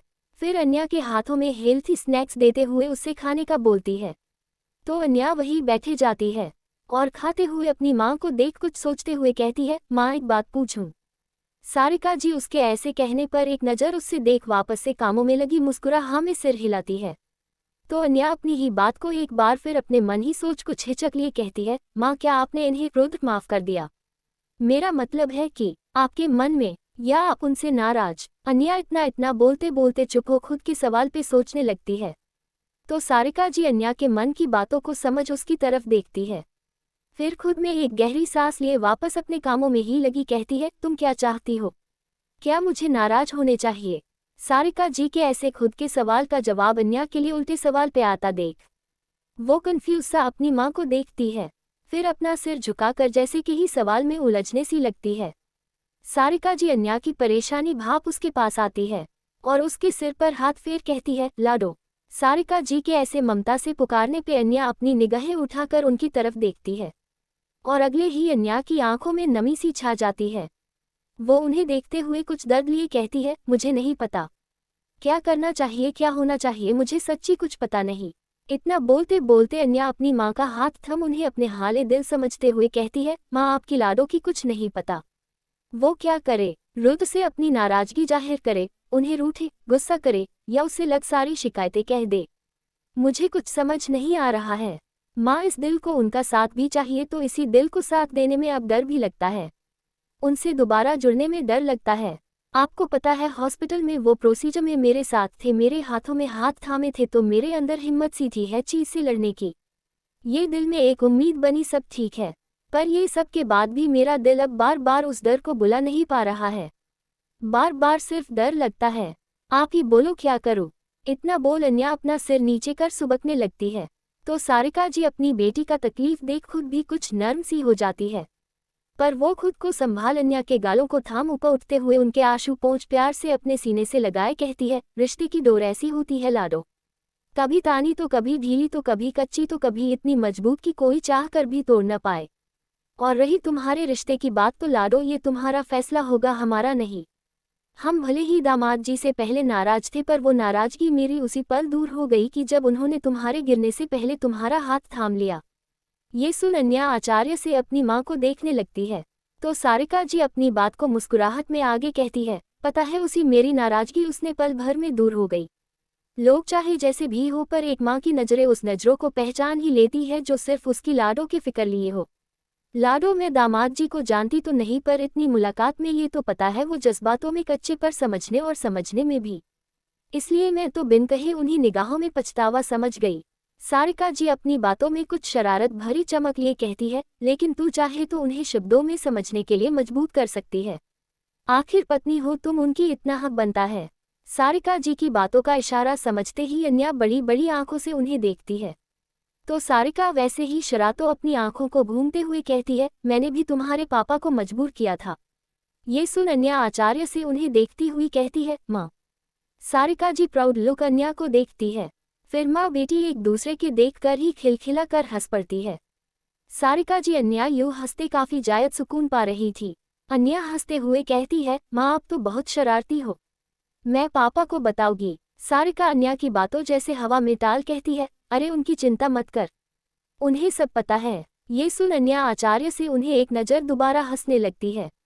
तो सारिका अन्या की खुशी देख उसका हाथ अपने हाथों में लिए उसके गालों को प्यार से छूते हुए कहती है, ऐसे ही हंसती रहे लाडो, तुम्हारी आंखों में उदासी मुझे और तेरे पापा हम दोनों को बिल्कुल पसंद नहीं है। और रही तेरे दिल की बात, तो तुम्हारा दिल जैसा चाहता है तुम वैसे ही करो, बस याद रखना तुम्हारे मम्मी पापा हर कदम पे तुम्हारे साथ है। सारिका जी बातें सुन अन्या का दिल जैसे कुछ हल्का सा हो गया। वो मुस्कुरा कर हाँ में सिर हिलाती है और मन ही मन जैसे खुद में खुद को वक्त देने का सोचती है, और वो भी करने का जो वो चाहती है। सारिका जी बातों ही बातों में खाना बनने में देरी होते देख दोबारा लगते हुए कहती है, बातों में पता ही नहीं चला लाडो खाने का वक्त होने को आया है। दामाद जी को पहले दिन इंतजार करना अच्छा थोड़ी लगता है। इतना बोल सारिका जी जैसे ही हिक का छोक लगने को होती है कि अन्या तुरंत रोकते हुए कहती है, अरे माँ ये मत डालिए, उन्हें पसंद नहीं है। और ये भी, ऐसे बोलते हुए अन्या खुद खाने को रुद्र के पसंद का ख्याल रखती है। ये देख सारिका जी मुस्कुरा देती है, क्योंकि वो चमक अन्या की रुद्र की बातों में था, शायद ही उन्होंने उसे खुद के लिए देखा था। सारिका जी जानती थी उनकी बेटी उनके दामाद को कितना चाहती है। अन्या की खुशी में उनकी खुशी थी, चाहे वो रास्ते रुद्र से होकर क्यों न गुजारे। तभी अन्या सारिका का हाथ बटाते हुए कहती है, वैसे माँ पापा दिखाई नहीं दे रहे हैं, और उनका बिहेव भी कुछ अलग सा लग रहा था। कुछ हुआ है? सारिका अन्या में सवाल पे एक ठंडी आह भरे कहती है, तुम तो जानती हो लाडो, तुम्हें एक छोटी चीख भी होती है तो तुम्हारे पापा की नींदें उड़ जाती है। तो बस तुम्हारा सुन उनका हाल बेहाल होना ही था, और तुम्हारे पास न जाने की वजह से वो हाल गुस्से में बदल गया। अन्या ये सुन कुछ सोचते हुए अपने होठों को हल्का सा बाइट करते हुए कहती है, माँ क्या पापा सच में काफी नाराज है रुद्र से? सारिका न में सिर हिलाते हुए कहती है, काफी का तो नहीं, पर हाँ वो इस बार नाराज जरूर है। अब कोई उनकी लाडो के आंखों में आंसू दे और वो नाराज भी हो, ये तो हो नहीं सकता। अन्या ये सुन हाँ में सिर हिलाती है। तो सारिका जी आगे कहती है, पर तुम चिंता मत करो, उनकी नाराजगी बहुत जल्द दूर हो जाएगी। अब वो अपनी लाडो के चेहरे की मुस्कान देख लेंगे। अब चलो बातें बहुत हो गई, तुम बाहर बैठो, मैं खाना परोसती हूँ। सारिका जी बात सुन अन्या हाँ में सिर हिलाते हुए बाहर चली तो जाती है, पर उसके मन में ढेरों बातें चल रही थी। पर सारिका जी बात याद कर उसके मन में कुछ तसल्ली भी थी। कुछ देर में सब खाने में लिए टेबल पर बैठ जाते हैं। साहिल रुद्र को अपने साथ लिए टेबल की ओर आता है। तभी केवेंद्र जी भी उसी वक्त अपने कमरे में बाहर आए टेबल के पास आते हैं, और अन्या को देख उससे तबीयत का पूछ जैसे अन्य के बगल वाली चेयर खींचने को होते हैं कि उसी वक्त उनकी नज़र उस चेयर के पास खड़े रुद्र पे जाती है, जो अन्या के बगल में ही बैठने को उसी चेयर पे बड़ा था। दोनों ससुर दामाद की आंखें मिलती है। केवेंद्र जी रुद्र की आंखों में आंखें डाल उससे जैसे देख कह रहे हो वो वहां बैठ रहे हैं, वो कहीं और बैठ जाए, पर वही रुद्र भी उनकी आंखों में आंखें डाल जैसे कह रहा हो वो वहीं बैठेगा। दोनों इस वक्त को यूं देखने लगे कि एक ही चेयर के जैसे कंपटीशन में हो। अन्या दोनों को यूं देख काफी अवॉर्ड सी हो जाती है। अब वो ही क्या बोले, दोनों के फेशियल एक्सप्रेशन ही ऐसे थे। एपिसोड 207, दोनों के फेशियल एक्सप्रेशन ही ऐसे थे। तभी साहिल धीरे से अपना कैमरा निकलते हुए थोड़ा एक्साइटेड हुए धीरे से अन्या से कहता है, आज तो शोले की जगह गब्बर और ठाकुर वाले सीन लाइव देखने को मिलने वाले हैं। I can't miss it. इतना बोलते हुए साहिल जैसे ही फोन का कैमरा उनकी तरफ करता है, अन्या उसका फोन छीन उससे एक वार्निंग लुक देते हुए वापस से दोनों को देख हिचकते हुए कहती है, पापा। अन्या इतना ही बोल पाती ही किचन से आती सारिका जी नजर उन दोनों पे पड़ते हुए वो अपनी थोड़ी कारक आवाज में केवेंद्र जी से कहती है, आप वहां क्यों खड़े हैं, आए यहाँ बैठे। सारिका जी बात सुन केवेंद्र उनकी तरफ देखते हैं तो वो उन्हें दूसरे चेयर पर बैठने का इशारा करती है, जिससे देख केवेंद्र जी रुद्र को एक लुक देते हुए दूसरी चेयर पर चुपचाप बैठ जाते हैं। तो रुद्र उन्हें देख एक विनिंग स्माइल देता है, जिससे देख मन ही मन केवेंद्र जी थोड़े चीर से जाते हैं। अन्या वक्त पे सिचुएशन संभालते हुए देख एक चैन की सांस लिए अपनी माँ से इशारों ही इशारों में थैंक यू कहती है। सारिका जी बदले में मुस्कुरा देती है और सबको खाना सर्व करती है। सारिका जी एक एक डिश अपने दामाद की थाली में खुद परोसती है। केवेंद्र रुद्र से हार कुछ खुश नहीं थे, और न सारिका जी रुद्र को इतना तवाजो देने के बात पे, क्योंकि उनकी नज़र में रुद्र उनकी बेटी के दर्द का वजह है। केवेंद्र कुछ सोचते बीती बात साइड रखते हुए अन्या की प्लेट में खाना सर्व करते हुए काफी प्यार से कहते हैं, लाडो ये लो, ये सब्जी तुम्हें बहुत पसंद है ना। अन्या केवेंद्र जी परोसे पे मुस्कुरा उन्हें देख अपना सिर हिलाती है, पर वो जैसे खाने के लिए हाथ बढ़ती है कि रुद्र उसके हाथों को रोक कहता है, तुम ये नहीं खा सकती। रुद्र के यूं कहने पर सारिका जी और अन्या तो कुछ असमंजस में उससे देखती है, तो वही केवेंद्र भी अपनी भौएं चढ़ते हुए कहते हैं, क्यों, अब क्या मेरी बेटी के खाने से भी तुम्हें प्रॉब्लम है, या यहाँ खाने से प्रॉब्लम है? अगर ऐसा है तो तुम्हारी जानकारी के लिए बता दूं, ये उसके पिता का घर, तुम्हारा नहीं, तो अन्या जैसे चाहे वैसे रह सकती है और खा भी सकती है। इससे रोकने वाले तुम कौन होते हो? केवेंद्र जी को एक जरा सी बात पे इतना भड़कते देख अन्या और साहिल दोनों हैरान थे, क्योंकि उन्होंने कभी अपने पिता शायद ही कभी देखा हो। और वही सारिका जैसे अपना सिर पीट लेती है। पर वही रुद्र उसके तुनके स्वर सुन उनके देख काफी नरमी से कहता है, नहीं ऐसा नहीं। आप मेरी बातों को गलत समझ रहे हैं पापा। वो मैं। बस इतना बोलते हुए अपने पॉकेट से अन्या की दवाई निकाल कहता है। अन्या को खाने से पहले की दवाई के लिए रोक रहा था। फिर अन्या की तरफ प्यार वाली डांट लिए कहता है, तुम फिर भूल गई न, मैंने कहा था ना तुम्हें। फिर भी, लो अब से खा लो। रुद्र बोलते हुए अन्या को दवाई देता है। तो अन्या चुपचाप उससे खा लेती है। पर वही केवेंद्र रुद्र की बातों को सुनने तने स्वर में कहते हैं, कहने की जगह खुद ध्यान रखना चाहिए तो शायद सही होते। केवेंद्र जी के ताने सुन रुद्र बस हल्का सा मुस्कुराकर काफी जेंटल हाँ में सिर हिलाए कहता है, सॉरी पापा, मैं आगे से ध्यान रखूंगा। केवेंद्र जी रुद्र का जेंटल बिहेव और सॉरी सुन अपनी भौएं चढ़ते हुए कहते हैं, सॉरी।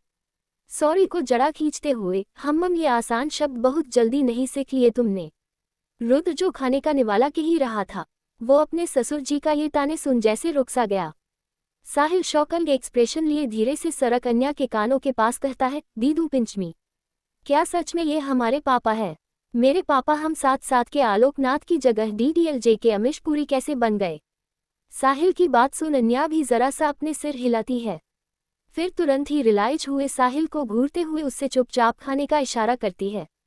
वही केवेंद्र का यू बिहेव देख सारिका जी थोड़े भर के अंदाज में कहती है, बहुत हो गया बातें, अब खाना खाते हैं वरना ठंडा हो जाएगा। इतना बोल वो काफी बुरी तरह केवेंद्र जी को घूरती है, जिससे देख केवेंद्र जी अपना सिर घुमा चुपचाप खाने लगते हैं। वही रुद्र अपने सास ससुर को देख मुस्कुराते हुए अपने मन में कहता है, सच ही सुनना है मैंने, बीवी तो बीवी ही होती है और बीवी के सामने पति के एक नहीं चली, चाहे वो मेरी तरह इतना बड़ा बिजनेमैन हो या मेरे ससुर जी खुद। रुद्र यही सब सोचते हुए वो मुस्कान लिए अपनी नजर अन्या पे फिरता है, जो उससे ही अजीब नजरों से देख रही थी। रुद्र अपनी आईब्रो उचकते हुए उससे इशारे में पूछता है, तो अन्या जल्दी से नामे सिर हिलाए खाने लगती है। पर अब भी उसकी चोर निगाहें ना चाहते हुए भी रुद्र पे चली जाती थी। अन्या मन ही मन उससे देख सोचती है, इन्हें क्या हो गया है? कहीं पागल तो नहीं हो गए हैं? इतने ताने सुनने के बाद भी बिना जवाब दिए चुपचाप यहाँ मटर पनीर एंजॉय कर रहे हैं और साथ मुस्कुरा भी रहे हैं। क्या मैं कोई सपना देख रही हूँ? अन्या अपनी ही बातों को कंफर्म किए खुद की टांग को बाइट करती है। फिर हकीकत और रियलिटी में बिलीव करते हुए दोबारा चुपके से उससे देखती है। तो रुद्र अन्या की चोरी भांपते हुए उसके थोड़ा करीब आए शरारत से कहता है, आई डोंट माइंड वाइफी, तुम मुझे ओपनली देख सकती हो, वैसे भी आई ऑल योर्स, अगर चाहो तो हम रूम में भी चल। इतना बोलते हुए रुद्र अपनी गर्म सांसों को यूं अन्या के गर्दन पे छोड़ता है कि अन्या के पूरे शरीर में रुद्र के एहसास से गुस्सेबम्प आने लगते हैं। वो गुस्से भरी निगाहों से रुद्र को उसकी हरकत देखती है तो रुद्र होले से हवा में किस देते हुए शरारत से उससे अपनी एक आंख विंक करता है, जिससे देख अन्या कुछ हड़बड़ा सी जाती है और जल्दी से अपना मुंह फेर सबकी ओर देखती है। किसी ने उन्हें देखा तो नहीं, लेकिन अन्या को शर्म के साथ रुद्र पे गुस्सा भी आ रहा था, पर बेचारी कुछ कर नहीं सकती थी, इसलिए वो अपना मुंह फेर चुपचाप अपना खाना खाने कहती है। रुद्र को यो अन्या को छेड़ने में काफी मजा आता है। वो जानबूझकर अन्या को तंग करने के लिए कभी पैरों को अपने पैरों से टच करता तो कभी उसके करीब आए हाथों को। अन्या परेशान हुए रुद्र के पैरों पे काश कर मरते हुए उससे घूरती है, जिससे देख रुद्र बदले में मुस्कुरा देता है। अब अन्या उसकी बेवजह मुस्कान देख और भी जायद चिढ़ जाती है। रुद्र अन्या को और जायद तंग न करते हुए उससे खाने देता है। तभी खाते खाते अचानक ही अन्या को कुछ अनईजी सा फील होने लगता है और वो अचानक से उठकर भाग अपने कमरे की तरफ जाने लगती है। अन्या को ऐसे जाता देख रुद्र परेशान सा अपने जगह से खड़ा होता है। अन्या के पीछे जाने के लिए तो सारिका जी उससे एक ग्लास में पानी के साथ नींबू मिलाए उससे देते हुए अन्या को देख उससे देने का बोल देती है। रुद्र जो जाता देख केवेंद्र जी भी आगे बढ़ते हैं तो सारिका जी उन्हें रोकते हुए कहती है, आप कहाँ जा रहे हैं? केवेंद्र परेशान उस ओर देख कहते हैं, अपनी लाडो को देखने सारिका जी। वो ठीक तो है। सारिका जी अपना सिर पिटते हुए कहती है, वो ठीक है और आपको जानने की जरूरत नहीं है, जिससे इस वक्त जाना चाहिए अपनी जिम्मेदारी निभाने वो गया। सारिका जी बात सुन केवेंद्र जी चिढ़े हुए स्वर में कहते हैं, सारिका मुझे उस पर जरा भी भरोसा नहीं, मैं खुद अपनी लाडो को देखकर आता हूँ। इतना बोल केवेंद्र जी आगे बढ़ते हैं तो सारिका जी उनका पीछे से हाथ पकड़ उन्हें रोकते हुए कहती है, तो करना सीख लीजिए, क्योंकि आपकी बेटी की खुशी है वो, और रही बात अपनी बेटी की फिक्र करने की, मैं उस बात से आपकी नहीं रोकूंगी। पर बस ये चाहती हूँ जिस राह में आपकी बेटी की खुशी उस राह में आप मत खड़े होए। एपिसोड 208। वही दूसरी तरफ रुद्र जब कमरे में आता है तो अन्या वॉशरूम में होती है। रुद्र भी भागकर उसके पास जाता है। फिर कुछ पल में अन्या को अपनी बाहों में लिए कमरे में आता है और बैग पर उससे बैठते हुए खुद उसके पास बैठे अन्या को नींबू पानी का ग्लास देते हुए फिक्र भरी आवाज में कहता है, तुम ठीक हो वाइफी। अन्या एक दो घुट पिए नींबू पानी पीती है और ग्लास वापस उससे देते हुए बस हल्का सा हाँ में सिर हिलाती है। ये देख रुद्र ग्लास साइड में रख अन्या के करीब बढ़ता है और उसका सिर अपने सीने पर रखते हुए अपने हल्के हाथों से उसके सिर को सहलते हुए कहता है, थैंक गॉड, मैं तो एक पल तुम्हें यूं देख डर ही गया था। तुम पक्का ठीक हो ना? अगर जरा सा भी ऐसा वैसा लग रहा है तो वापस हॉस्पिटल चल सकते हैं या मैं डॉक्टर को कॉल करके यही बुला लेता हूँ। रुद्र को यूं चिंता करते हुए देख अन्या उससे शांत करवाते हुए उसका हाथ पकड़ कहती है, रुद्र मैं बिल्कुल ठीक हूँ। प्रेगनेंसी में ऐसा थोड़ा बहुत होना नॉर्मल है। इतना बोलते हुए अन्या अपना सिर उठते हुए रुद्र को देखती है, जिसके चेहरे पर अभी कुछ चिंता की लकीर दिख रहे थे। ये सब देख अन्या कुछ सोचते हुए उसका ध्यान भटकने के लिए कहती है, मेरी छोड़े, मुझे तो आपकी तबीयत ठीक नहीं लग रही है। अन्या के यूं देखने पर रुद्र अपनी आईब्रो उचकते हुए कहता है, क्या मतलब? मुझे क्या हुआ? अन्या रुद्र की बात सुन काफी आराम से साइड के पिलो अपने पास रखते हुए कहती है, मतलब ये कि आप ठीक है या नहीं, क्योंकि मुझे आपके ठीक होने पर डाउट सा हो रहा है अब। अन्या में ऐसे बातों को घूमते देख रुद्र अन्या की बाहें हल्के से पकड़ उससे अपने करीब खींचता हुआ कहता हूँ, और तुम्हें ऐसा क्यों लग रहा है? अन्या रुद्र के यूं करीब आने एक पल उससे देखते ही रह जाती है, फिर अगले पल उससे खुद से दूर झटकते हुए कहती है, क्योंकि थे रुद्र राय चौहान, जिसके आगे दुनिया झुकती है, किसी की कुछ कहने की हिम्मत नहीं होती। वो यहाँ अपने ससुर के ताने सुनकर भी खामोश बैठा और ऊपर से बात बात पे सॉरी भी बोल रहा है। जिस रुद्र राय चौहान की साइड को मैं जानती हूँ वो तो ये बिल्कुल नहीं था। इतना बोलते हुए अन्या से बेड से उठते हुए जानने लगती है तो रुद्र झटके से अन्या का हाथ पकड़ उससे अपनी गोद में बैठाए अपनी बाहों में जकड़ लेता है।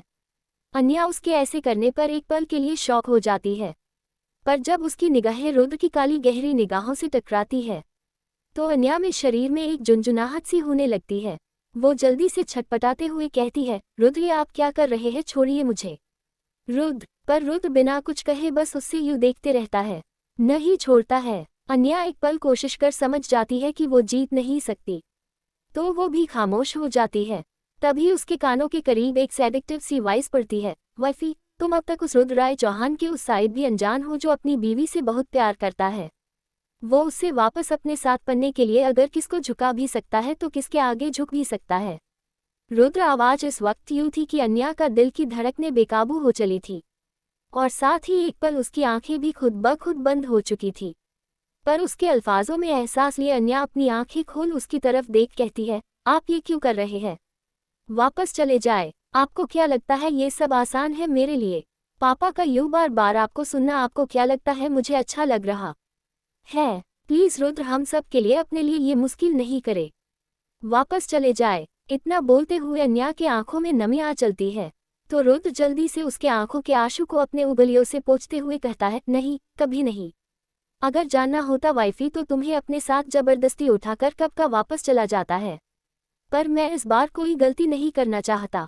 मैं अपनी सारी गलतियों की माफी मांगना चाहता हूँ तुमसे, तुम्हारे पापा से, मोम से, सबसे। जानता हूँ ये तुम्हारे लिए आसान नहीं होगा, पर रुद्र राय चौहान ने हारना नहीं सीखा है। अन्या रुद्र की जिद देख गुस्से में कुछ आ जाती है और झट से उसकी बाहों से उठते हुए कहती है, ये आप और आपकी जिद हर बार नहीं जीत सकती। आप वापस चले क्यों नहीं जाते? क्यों जिद लिए बैठे हैं? आपको क्या लगता है आप यहाँ रहकर मुझे टाइम पर दवाई देकर मेरा ख्याल रख सब पहले जैसा ठीक कर देंगे? रुद्र, इतना आसान नहीं होता सब। हमारे रिश्ते ने प्यार से पहले भरोसा खोया है जो इतनी आसानी से वापस नहीं मिलता। अन्या को यूं गुस्से में भी आंसू लिए देख रुद्र बेचैन सा हो जाता है और जल्दी से बेड से खड़ा हुए अन्या के पास बढ़ते हुए अपनी बाहें उठाए कहता है, वाइफी, मैं जानता हूँ मैंने बहुत गलती कर दी, पर मेरी बात सुनना, एक बार मुझे समझने का मौका तो दो। अन्या उसकी बाहों की रोकते हुए आंसू भरी निगाहों से कहती है, क्यों रुद्र, हर बार मैं ही क्यों समझूं? क्या रिश्ते सिर्फ मैं थी, आप नहीं थे? जब रिश्ता हम दोनों का था तो हर बार मैं ही क्यों समझूं? और क्यों मैं ही क्यों संभालूं? आप तो हर वक्त सिर्फ खुद ही फैसल करते हैं, चाहे जोड़ने का हो या तोड़ने का। मैं कहाँ हूँ? अन्या की बात सुन रुद्र अंदर से जैसे टूट सा गया। वो दर्द वो आशु को बर्दाश्त नहीं कर पा रहा था, पर वो दर्द दिए हुए भी उसके ही थी, इसलिए अब महम भी अब उससे ही बनाना था। इतना बोल अन्या सुबकने लगती है तो रुद्र जल्दी से आगे बढ़ उससे अपने सीने से लगा लेता है और उसके टाइट हक करते हुए कहता है, तुम मेरे दिल में हो वाइफी। सॉरी मैंने जो भी किया, मैं वो सब थी तो नहीं कर सकता, पर बस तुमसे एक मौका चाहता हूँ ताकि आगे मैं ठीक कर सकूँ। प्लीज़ वाइफी मुझे बस एक मौका दे दो प्लीज़ प्लीज़। अन्या उसकी बात सुनकर उससे दूर होते हुए अपना सिर नमे ही हिलाते हुए कहती है, नहीं। फिर अपना हाथ दिल पर रखे कहती है, आपको पता है मेरा दिल अब डरता है कि अगर आपने इसे दोबारा अकेला छोड़ दिया तो ये क्या करेगा, तो आप ही बोले कैसे भरोसा करूँ आपका। रुद्र अन्या की बात सुन आगे बढ़ उसके दिल पर रखे उसके हाथ पर अपना हाथ रखे उसके करीब आता है और उसकी आंखों में दर्द पछवाए के साथ मोहब्बत और भरोसा लिए कहता है, प्यार से। वाइफी डर वहाँ होता है जहाँ प्यार नहीं होता, पर तुम्हारे इस दिल में सिर्फ मोहब्बत होनी चाहिए, डर नहीं। मैं तुमसे बहुत प्यार करता हूँ। I love you, I really love you. इतना बोलते हुए रुद्र अन्या का हाथ काश कर अपने हाथों में थामे उसकी आंखों में आंखें डाले कहता है, जानता हूँ पास्ट की गलतियाँ भूलना इतना आसान नहीं, पर मैं हार नहीं मानूंगा। तुम्हारा भरोसा और अपनी मोहब्बत मैं दोबारा हासिल करके रहूंगा, चाहे कितना भी वक्त लगे। पास्ट में मैं अपने गिल्ट में शायद इतना डूब गया था कि मैं तुम्हें बिना सोचे समझे खुद से दूर कर दिया। मुझे खुद पे इतना गुस्सा आ रहा था कि मैं तुमसे अपने वादे तक को निभा नहीं पाया। उस वक्त मैं सच में कुछ नहीं समझ पा रहा था, ना दिव्यंका का जाल न कुछ, क्योंकि 3 साल पहले का हादसा मैं भुला नहीं पाया था। मेरे लिए मेरी लाइफ की वो सबसे बड़ी गलती थी। इतना बोलते हुए रुद्र एक पल रुकता है और अन्या की आंखों में बस देखता हुआ अपने कदम उसके ओर करे बढ़ते हुए उसके गालों पर हाथ रख अपनी उंगलियों से सहलाते हुए प्यार से कहता है, पर अब शायद लगता है वो मेरी जिंदगी की सबसे प्यारी गलती थी, जिसका मुझे कोई गिल्ट नहीं, क्योंकि वो मुझे तुमसे अनजाने में ही सही लेकिन तुम्हें हमेशा के लिए मेरा बना दिया। इतना बोलते हुए रुद्र अपना हाथ अन्या के गालों से हटाकर उसके पेट पर रखता है और जैसे अपने पहले बच्चे को याद कर अपने होने वाले बच्चे को महसूस करते हुए कहता है, सॉरी जूनियर चौहान, पहले डैडी आपको बचा नहीं पाए और न आपकी मम्मा के पास आ पाए, लेकिन इस बार ऐसा नहीं होगा। डैडी आपके और मम्मा के पास रहेंगे हमेशा और आपको कुछ नहीं होने देंगे। आप बस अपनी मम्मा से ये कहना कि आपके डैडी को बस एक मौका दे दे प्लीज़। इतना बोलते हुए रुद्र अपनी निगाहें अन्या पे ले जाता है, जो अपने आंखों के आंसू को बहने से जैसे रोक उससे देख रही थी। पर रुद्र के अपने पहले बच्चे से माफ़ी मांगते देख अन्या को वो सारे पल याद आने लगे जब वो सच में बहुत अकेली थी उस वक्त। रुद्र आगे कुछ कह पता या कर पता अन्या उसे जैसे मुंह फेर तेजी से कमरे से बाहर निकल जाती है, जिससे देख रुद्र कुछ नहीं कर पाता।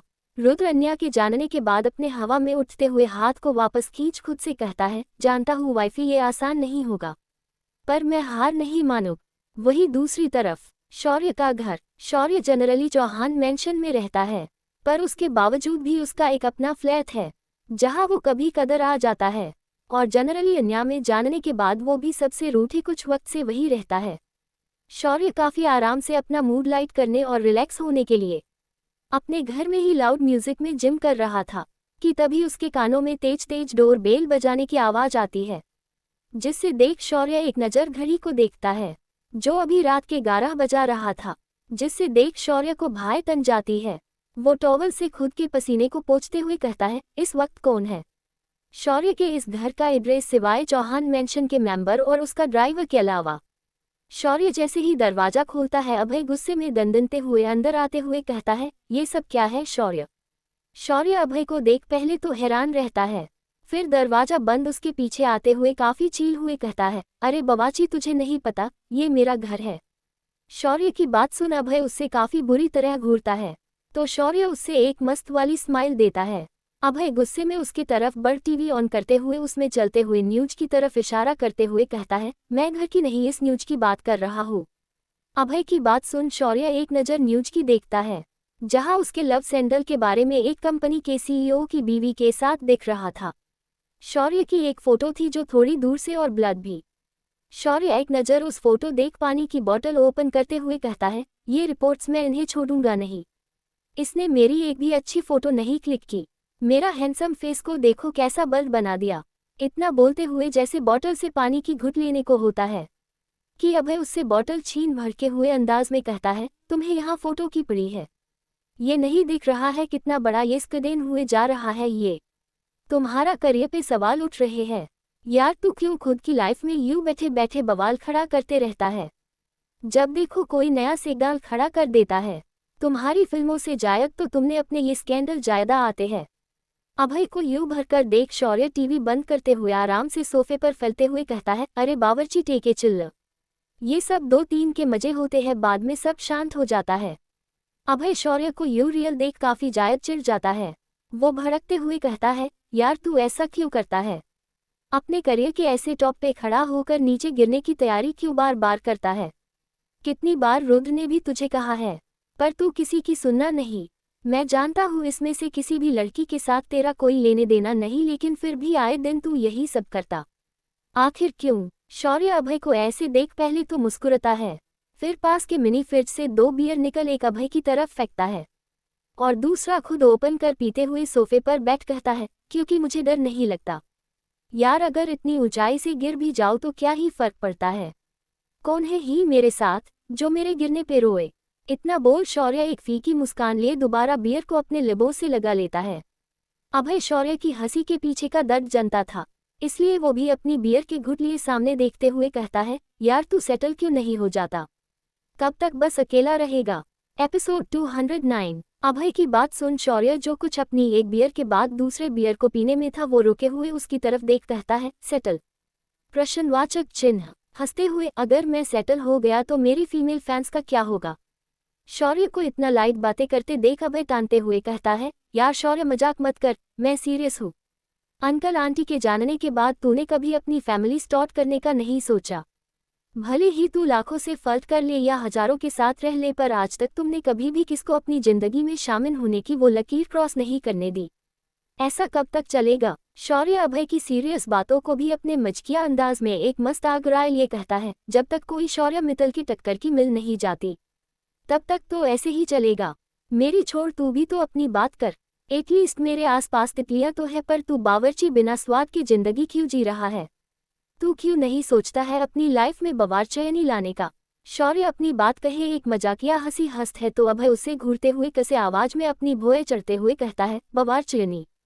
शौर्य काफी क्यूटली बने अपनी आंखों को बड़ी बड़ी कर अपनी पलकें बार बार झपकता हुआ हाँ में सिर हिलाता है तो अभय सीधा उसके मुंह में कुशन मरते हुए कहता है, ऐसा कोई शब्द नहीं होता है। अभय इतना बोल अपने लिए दूसरी बियर की बोतल ओपन करता है तो शौर्य उसके बियर से अपने बियर को चीयर्स करते हुए हंसते हुए अपनी नौटंकी भरे अंदाज में कहता है, अरे बावर्ची शब्द पे मत जा, इमोशन पे जा और जरा सोच इस बारे में। आखिर हमें ही तो सोचना है, हमारे शेर के आने वाले नन्हे टाइगर के लिए भी कोई चाहिए। वो अकेला बोर हो जाएगा ना?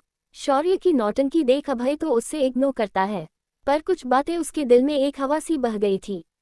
वो सोफे से उठता हुआ चुपचाप अपनी बियर लिए बालकनी में आ जाता है।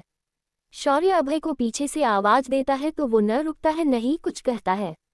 शौर्य जानता था उसके दोस्त की खामोशी में जितना दर्द होता है उतना शायद ही उसके चेहरे पर दिखता हो। शौर्य भी अपनी बियर लिए बालकनी की ओर बढ़ जाता है। वहां काफी ठंडी हवा चल रही थी और बालकनी से दिखते शहर की शांति और शोर का ऐसा मंजर साथ देख जैसे खुद का हाल बयां महसूस हो रहा हो। अभय खामोशी से बाहर देखता हुआ अपने बियर की शिप लेता है। शौर्य पीछे से आकर उसके बगल में खड़ा होता है, फिर अभय देख बस उसके कंधे पर धीरे से हाथ रख सहला देता है तो अभय वैसे ही सामने देख कहता है, शादी, लाइफ पार्टनर, रिलेशनशिप, साथी। मेरा इस सब में यकीन तभी उठ गया था जब मैंने अपनी माँ को इन्हीं रिश्तों में जुझते हुए देखा था। उनकी लाइफ बिना सहारे की कश्ती जैसी हो गई थी। डूबना तय होने के बावजूद भी वो वही बस इंतजार ही करते रह गई, न खुद को संभाल न खुद के लिए कभी सोचा। इतना सब होने के बाद भी आखिर समय भी उन्हें धोखा ही मिला था। इतना बोल अभय अपनी खाली निगाहें शौर्य पे डालते हुए कहता है, इसलिए मैं न उसमें बंधने में यकीन रखता हूँ न निभाने में। इसलिए बेहतर होगा मेरी छोड़ तू अपने बारे में सोच। अभय की बात सुन शौर्य उससे देखता है, फिर सामने देख मुस्कुराते हुए कहता है, तेरे रखने या ना रखने से कुछ नहीं होता बावर्ची, जब जिससे तेरी जिंदगी में शामिल होना होगा तब तूफान की तरह आकर तुझे अपने कश्ती में यूं सवार कर लेगी, तुझे पता भी नहीं चलेगा। शायद इसी को प्यार कहते हैं। शौर्य की बात सुन अभय अपनी भौएं चढ़ाए उससे देखता है तो शौर्य हंसते हुए अपने बालों में स्टाइल से हाथ फेरते हुए कहता है, और इसकी ताकत का अंदाजा तो तू अपने यार से लगा ही सकता है। देख भाभी को मारने के लिए रुद्र कितनी मेहनत कर रहा है। वो इंसान रिश्तों से प्यार से भागता था, वो आज अपने ही प्यार के लिए सबसे लड़ने में लिए तैयार है। खुद को पूरी तरह बदल के। इसलिए सच ही कहा है, प्यार में बहुत ही ताकत होती है, बस सही वक्त और राइट पार्टनर के मिलने की देर होती है। शौर्य इतना बोल अपनी बियर के घुट लेता है तो अभय उसकी तरफ अजीब नजरों से देख कहता है, लगता है तुझे चढ़ गई है, इसलिए अपनी फिल्मी डायलॉग यहाँ चढ़ा रहा है। ये रियल लाइफ है, यहाँ ऐसा नहीं होता। शौर्य कुछ एक्सीटली बियर की बोतल को अभय की बोतल से झटके से चीयर्स करते हुए कहता है, फिल्मी दुनिया रियल की दुनिया से जायद दूर नहीं होती बावाची। इतना बोल शौर्य तो अपने बियर का घुट लेता है, पर शौर्य के ऐसे अभय की बोतल पे मरने से बियर चालक के अभय के हाथ और कपड़ों पे लग जाते हैं, जिससे देख वो साफ करता हुआ अंदर वॉशरूम की तरफ बढ़ जाता है। शौर्य भी वापस हॉल में आए अपने बियर की तीसरी बोतल खोलता है। वही अभय शौर्य के वॉशरूम से जैसे ही खुद को क्लीन किए बाहर उसके कमरे में आता है। उसकी नज़र एक बड़े से टैडी पे जाती है, जिससे देख अभय की नज़रें एक पल चद सी जाती है। वो अपने कदम उस ओर बढ़ाए एक पल उससे देखता है। उस टैडी ने अपने मुंह एक मास्क और सिर पे एक कैप ढाला हुआ था। अभय उस टैडी को देख सोचते हुए खुद से कहता है, ये भोलू यहाँ पे और इससे ये कैप और मास्क क्यों पहना कर रखा है। शौर्य की पसंद कब से लड़कियों वाले हो गए हैं। इतना बोल अभय अपने सिर पर हाथ रख कहता है, इस लड़के को खुद के लिए लड़की ढूंढने का बोला है, न कि खुद लड़कियों वाले शौक रखने का। काफी अजीब है ये। इतना बोलते अभय शौर्य के कमरे से निकल तो जाता है, पर उसके दिमाग में वो टैडी ही था। पर शौर्य से कुछ पूछ पता उससे पहले ही शौर्य ने बातों को बदल के लिए बियर की बोतल पकड़ा दी और साथ ड्रिंक करने लगा। कुछ पल नशे में होने पे शौर्य कुछ ढूंढते हुए अपने कमरे में जाता है तो उसकी नज़र उसकी टैडी पे जाती है। वो उस टैडी को देख मुस्कुराते हुए उसके पास आता है और उस टैडी के आंखों में देख प्यार से होले से उस टैडी को छूता हुआ अपनी बड़ी सी मुस्कान लिए लड़खाते जबान से कहता है, मिस ब्यूटीफुल आई। एपिसोड 210। वही दूसरी तरफ अन्या का घर। सारिका जी अन्या के कमरे में उसकी मालिश कर रही थी, इसलिए रुद्र बाहर बैठ लैपटॉप पे अपना काम कर रहा था। ऑफिस के काम कुछ वक्त से डिस्टर्ब होने की वजह से उस पे थोड़ा लोड सा हो गया था। रुद्र अपने काम में यूं लगा कि वक्त कितना कब बीत गया उससे खबर नहीं रहा। वो काफी ज्यादा थक चुका था, इसलिए वो अपने आंखों को सेहालते हुए अपना लैपटॉप बंद किए अन्या की ओर बढ़ता है। पर वो जैसे ही दरवाजा खोलने का होता है तो दरवाजा अंदर से बंद होता है। ये देख रुद्र थोड़ा सकते में आ जाता है। वो एक दो बार और ट्राई करता है पर दरवाजा अंदर से बंद होने की वजह से वो खोल नहीं पाता। वो जैसे दरवाजा खटखटाने के लिए अपना हाथ आगे बढ़ता है कि उसकी नज़र डोर पे लगे एक छोटे से नोट पे जाती है। रुद्र उससे अपने हाथों में जैसे ही पड़ता है उसकी भौएं तानते हुए माथे पर बल पड़ जाती है। वो नोट में लिखे अल्फाज अन्या के थे, रुद्र के लिए। माफ़ी इतनी आसान नहीं रुद्र, एक शब्द मेरे उन अनदेखे जख्म नहीं भर सकते, इसलिए बेहतर होगा आप यहाँ से वापस लौट जाए। उद्धरण चिन्ह। अन्या के वो चंद शब्दों में छुपे दर्द रुद्र साफ महसूस कर सकता था। रुद्र उस अफलौजों को पर एक पल मुस्कुराता है तो अगले ही पल एक दर्द में आह भरते हुए बंद दरवाजे को छूते हुए कहता है, ऐसे कैसे लौट जाओ वाइफी, जब मेरा सुकून मेरी मोहब्बत सब यहाँ है। अब लौटूगा तो वाइफी अपनी मोहब्बत का साथ लिए, वरना। इतना बोल रुद्र अन्या के दरवाजे से टिक अपना हाथ पॉकेट में डाले हॉल में नजरें घूमते हुए मुस्कुरा कर कहता है, वरना घर जमाए बने में मुझे कोई प्रॉब्लम नहीं है। उससे वो भी पल याद आते हैं जब कभी उसने अन्या को अपने कमरे से निकला था और आज अन्या ने उसने कभी नहीं सोचा था कि वो पल वो भी जिएगा, वो भी ऐसे। रुद्र मन ही मन ये सारी बातें सोच हल्का मुस्कुरा देता है। तभी उससे अपने सामने एक अक्स दिखाई देता है, जिससे देख रुद्र अपनी निगाहें उठाकर सामने देखता है तो उसकी मुस्कान शताके में आ जाती है, क्योंकि सामने केवेंद्र जी खड़े उससे अपनी आंखें चढ़ाए देख रहे थे। रुद्र केवेंद्र जी को यूं देख थोड़ा अवॉर्ड सा फील करता है पर खुद को नॉर्मल दिखाई काफी नर्म लहजे में कहता है, पापा आप सोए नहीं अभी तक। केवेंद्र जी रुद्र का सवाल अपने एक कदम आगे लिए कहते हैं, यही सवाल मेरा तुमसे होना चाहिए था। यहाँ कमरे के बाहर क्या कर रहे हो इस वक्त। केवेंद्र जी का सवाल सुन रुद्र थोड़ा अवॉर्ड भरी नजरों से एक नजर अन्या के बंद दरवाजे को देख अपना सिर के पीछे हाथ सहलाते हुए सोचने लगता है, आपको क्या कहे। अब बेचारा ये तो नहीं बोल सकता था कि उसकी खुद की बीवी ने उससे अपने कमरे से निकल दिया है। ये जान क्या ही उसकी इज्जत रह जाएगी अपने ससुराल में। रुद्र अपनी सोच ही डूबे, कुछ कह पता उससे पहले ही सारिका भी उनके पास आते हुए रुद्र से कहती है, अरे दामाद जी आप बाहर क्या कर रहे हैं इस वक्त, आप सोए नहीं। सारिका जी इतना ही बोल रुद्र की निगाहों को परखते हुए दरवाजा की तरफ बढ़ते हुए कहती है, अन्या ने दरवाजा बंद कर लिए क्या। रुके मैं अभी उससे बात करती हूँ। सारिका जी को दरवाजे की तरफ बढ़ते हुए देख रुद्र उनके सामने आए उन्हें रोकते हुए कहता है, नहीं मोम वो आप रहने दे। मैं देख लूंगा, वैसे भी वो मुझे नाराज है तो मुझे ही मानने का मौका दे। रुद्र की बातें सुन सारिका जी असमंजस में उससे और बंद दरवाजे को एक नज़र देखती है, फिर कुछ सोच जैसे ही कुछ कहने को होती है कि केवेंद्र जी उसके कंधे पर अपना हाथ रख उससे रोकते हुए कहते हैं, सारिका रहने दो, इतनी रात को अन्या का जगाना भी ठीक नहीं है। फिर रुद्र की आंखों में एटीट्यूड भरी टेढ़ी मुस्कान के साथ कहते हैं, और वैसे भी दामाद जी ने कहा ना ये देख लेगे तो तुम चिंता मत करो। सारिका जी केवेंद्र जी बात सुन उसकी तरफ चिंता भरी नजरों से देख कहती है, अरे कैसे चिंता नहीं करो। अब दामाद जी आज अपने ससुराल में पहली रात क्या तारों के साथ गुजारेंगे। गेस्ट रूम में तो पाइप में लीकेज होने की वजह से वहां सीलिंग पर चुका है कमरे में, तो वो कहाँ सोएंगे। हाँ आप ही बताएं, अन्या को ऐसे नहीं करना चाहिए था, ये बचकानी हरकतें क्या शोभा देती है उससे। सारिका जी एक ही सुर में बोले ही जा रही थी कि केवेंद्र उन्हें शांत करवाते हुए कहते हैं, अरे भगवान आप बेकार में चिंता कर रही है, अब हमारा दामाद कोई आम इंसान थोड़ी है, जब उसने कहा है वो देख लेगा तो जरूर कुछ सोच के ही कहा होगा कि उससे रात कहाँ गुजारनी है। बाहर तारों के साथ या अपने घर लौटकर केवेंद्र जी अपनी निगाहें उठाकर रुद्र को एक एटीट्यूड के साथ अपनी न दिखने वाली मुस्कान लिए पूछते हैं, क्यों दामाद सही कहा ना। रुद्र उसकी बातों में छुपे अंदाज का मतलब बखाबू समझ रहा था कि उसके ससुर को भी उसकी ये भटकती रातें देख मजा आ रहा था, इसलिए रुद्र भी जबरदस्ती की मुस्कान लिए कहता है, हाँ बिल्कुल मोम आप चिंता मत करें, मैं सोफे पर ही सो जाऊंगा, ये कोई बड़ी बात नहीं है। केवेंद्र रुद्र की बात सुन हाँ में सिर हिलाया, सारिका जी की को देख कहते हैं, देखा दामाद जी ने कहा ना बड़ी बात नहीं है। सारिका जी रुद्र की बात सुन परेशान हुई थी, पर केवेंद्र जी का अंदाज देख उन्हें हल्का गुस्सा भी आ रहा था। वो थोड़े भड़कते हुए उन्हें देख कहती है, ऐसे कैसे बड़ी बात नहीं है, दामाद जी सोफे पे कैसे यहाँ बाहर सो सकते हैं। हम एक काम करते हैं दामाद जी, आप हमारे कमरे में सो जाए, हम दोनों बाहर यहाँ गदा लगाकर सो जाते हैं। रुद्र सारिका जी बात सुनना में सिर हिलाए मना करता है कि केवेंद्र जी अपने हाथ खड़े कर मुंह बनते हुए कहते हैं, नहीं मुझे कमरे में ही नींद आती है, मैं वही सोऊंगा, आपके दामाद को अगर जायद ही दिक्कत हो रही है तो वो अपने महल वापस लौट सकते हैं, पर मैं अपने कमरे में सोऊं। इतना बोल केवेंद्र जी बिना सारिका जी की एक भी बात सुनने वहां से अपने कमरे में चले जाते हैं। सारिका जी पहले तो केवेंद्र जी का अंदाज देख हैरान रह जाती है, पर वो उन्हें कुछ बोल पाती, वो वहां से जा चुके थे। सारिका जी को तो समझ नहीं आ रहा था वो क्या करे, क्योंकि रुद्र के सामने वो कुछ शर्मिंदा सी महसूस कर रही थी।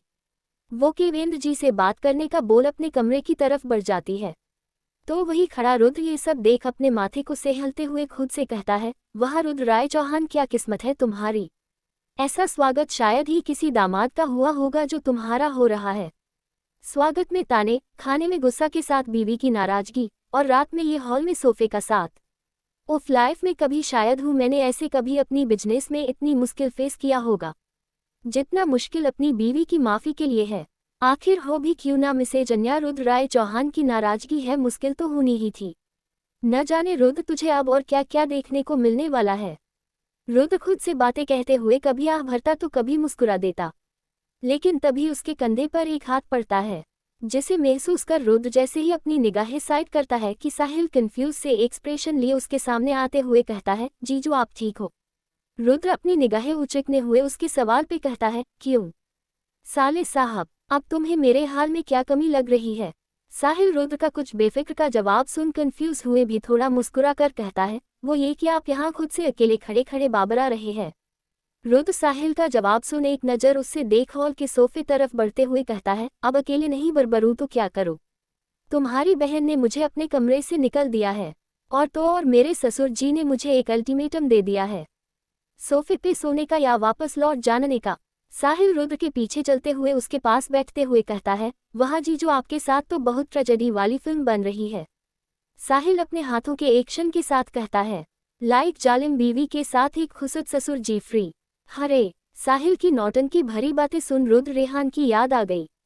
वो हल्का सा मुस्कुरा देता है और साहिल के सिर के बाल बिगड़ते हुए कहता है, साले साहब संभल कर, तुम मेरी बीवी की बुराई कर रहे हो, वो भी मेरे सामने। साहिल रुद्र की बात सुन अपनी बात संभलते हुए कहता है, अरे नहीं जीजू, मेरी ऐसी मजाल कि मैं आपकी बुराई दीदू के सामने और दीदू की बुराई आपके सामने कर सकूं। इतना बोल साहिल एक क्यूट सी स्माइल देता था, तो रुद्र उससे देख अपना सिर हल्का सा हिलाकर कुछ सोचते हुए अपना फोन निकला कुछ टाइप करता है। साहिल उससे देख कुछ सोचते हुए कहता है, वैसे जीजू आप दीदू से बहुत प्यार करते हो ना। साहिल का सवाल सुनने रुद्र अपने फोन से ध्यान हटाए उसकी तरफ देख अपनी एक आईब्रो उचकते हुए कहता है, क्यों तुम्हें शक है मेरी मोहब्बत पे? साहिल अपने सवाल को खुद पे सवाल आते देख मुस्कुरा कर न सिर हिलाए कहता है, अरे नहीं जीजू, ऐसा नहीं है। मेरे पूछने का ये मतलब नहीं था। बस मैं ये जानना चाहता था कि अगर आप दीदू ने इतना प्यार करते हो तो आपने उन्हें इस मुश्किल समय पे अकेला क्यों छोड़ दिया था? साहिल का सवाल सुन रुद्र भी एक पल खामोश सा हो गया। साहिल अपनी निगाहें नीचे किए कुछ भावुक स्वर में कहता है, मुझे नहीं पता जीजू आप दोनों के बीच क्या हुआ, और न कभी दीदू और पापा मम्मी मुझे कुछ कहा। मैं बस इतना जानता हूँ कि साहिल अपनी बात कहते हुए अपनी निगाहें रुद्र की निगाहों से मिलते हुए कहता है, दीदू ने आपको हाल पल याद किया है जीजू। शायद उनकी सुबह आपके नाम की मुस्कान से होती थी और रात आपके नाम के आंसू से। दीदू ने कभी जाहिर नहीं किया पर घर में हम सबको पता है वो हर पल बस आपको मिस करती थी। उनकी आंखें सिर्फ आपको तलाश करती थी। कहने को हम सब थे दीदू के साथ, लेकिन फिर भी उन्हें सिर्फ आपकी कमी महसूस होती थी। इसलिए जीजू आपसे रिक्वेस्ट, आप हार मत मानना और हमेशा उनके साथ रहना। इतना बोल साहिल बस हल्का मुस्कुरा कर उससे देखता है, पर उसकी आंखों उसकी बहन की फिक्र बयां हो रही थी। रुद्र को साहिल की बातों में आज एक बड़े बने भाई की झलक दिख रही थी। वो अपनी बहन से बहुत प्यार करता है और उसकी परवाह के लिए वो आज रुद्र से विनती कर रहा है। रुद्र साहिल को देख उसके सिर पर हाथ फेर कर उसका हाथ थामते हुए विश्वास से कहता है, साहिल डोंट वरी, मैं हमेशा अन्या के साथ रहूंगा और हार नहीं मानूंगा। फिर कुछ सोचते हुए रुद्र कहता है, पर इसमें तुम्हें मेरा साथ देना होगा।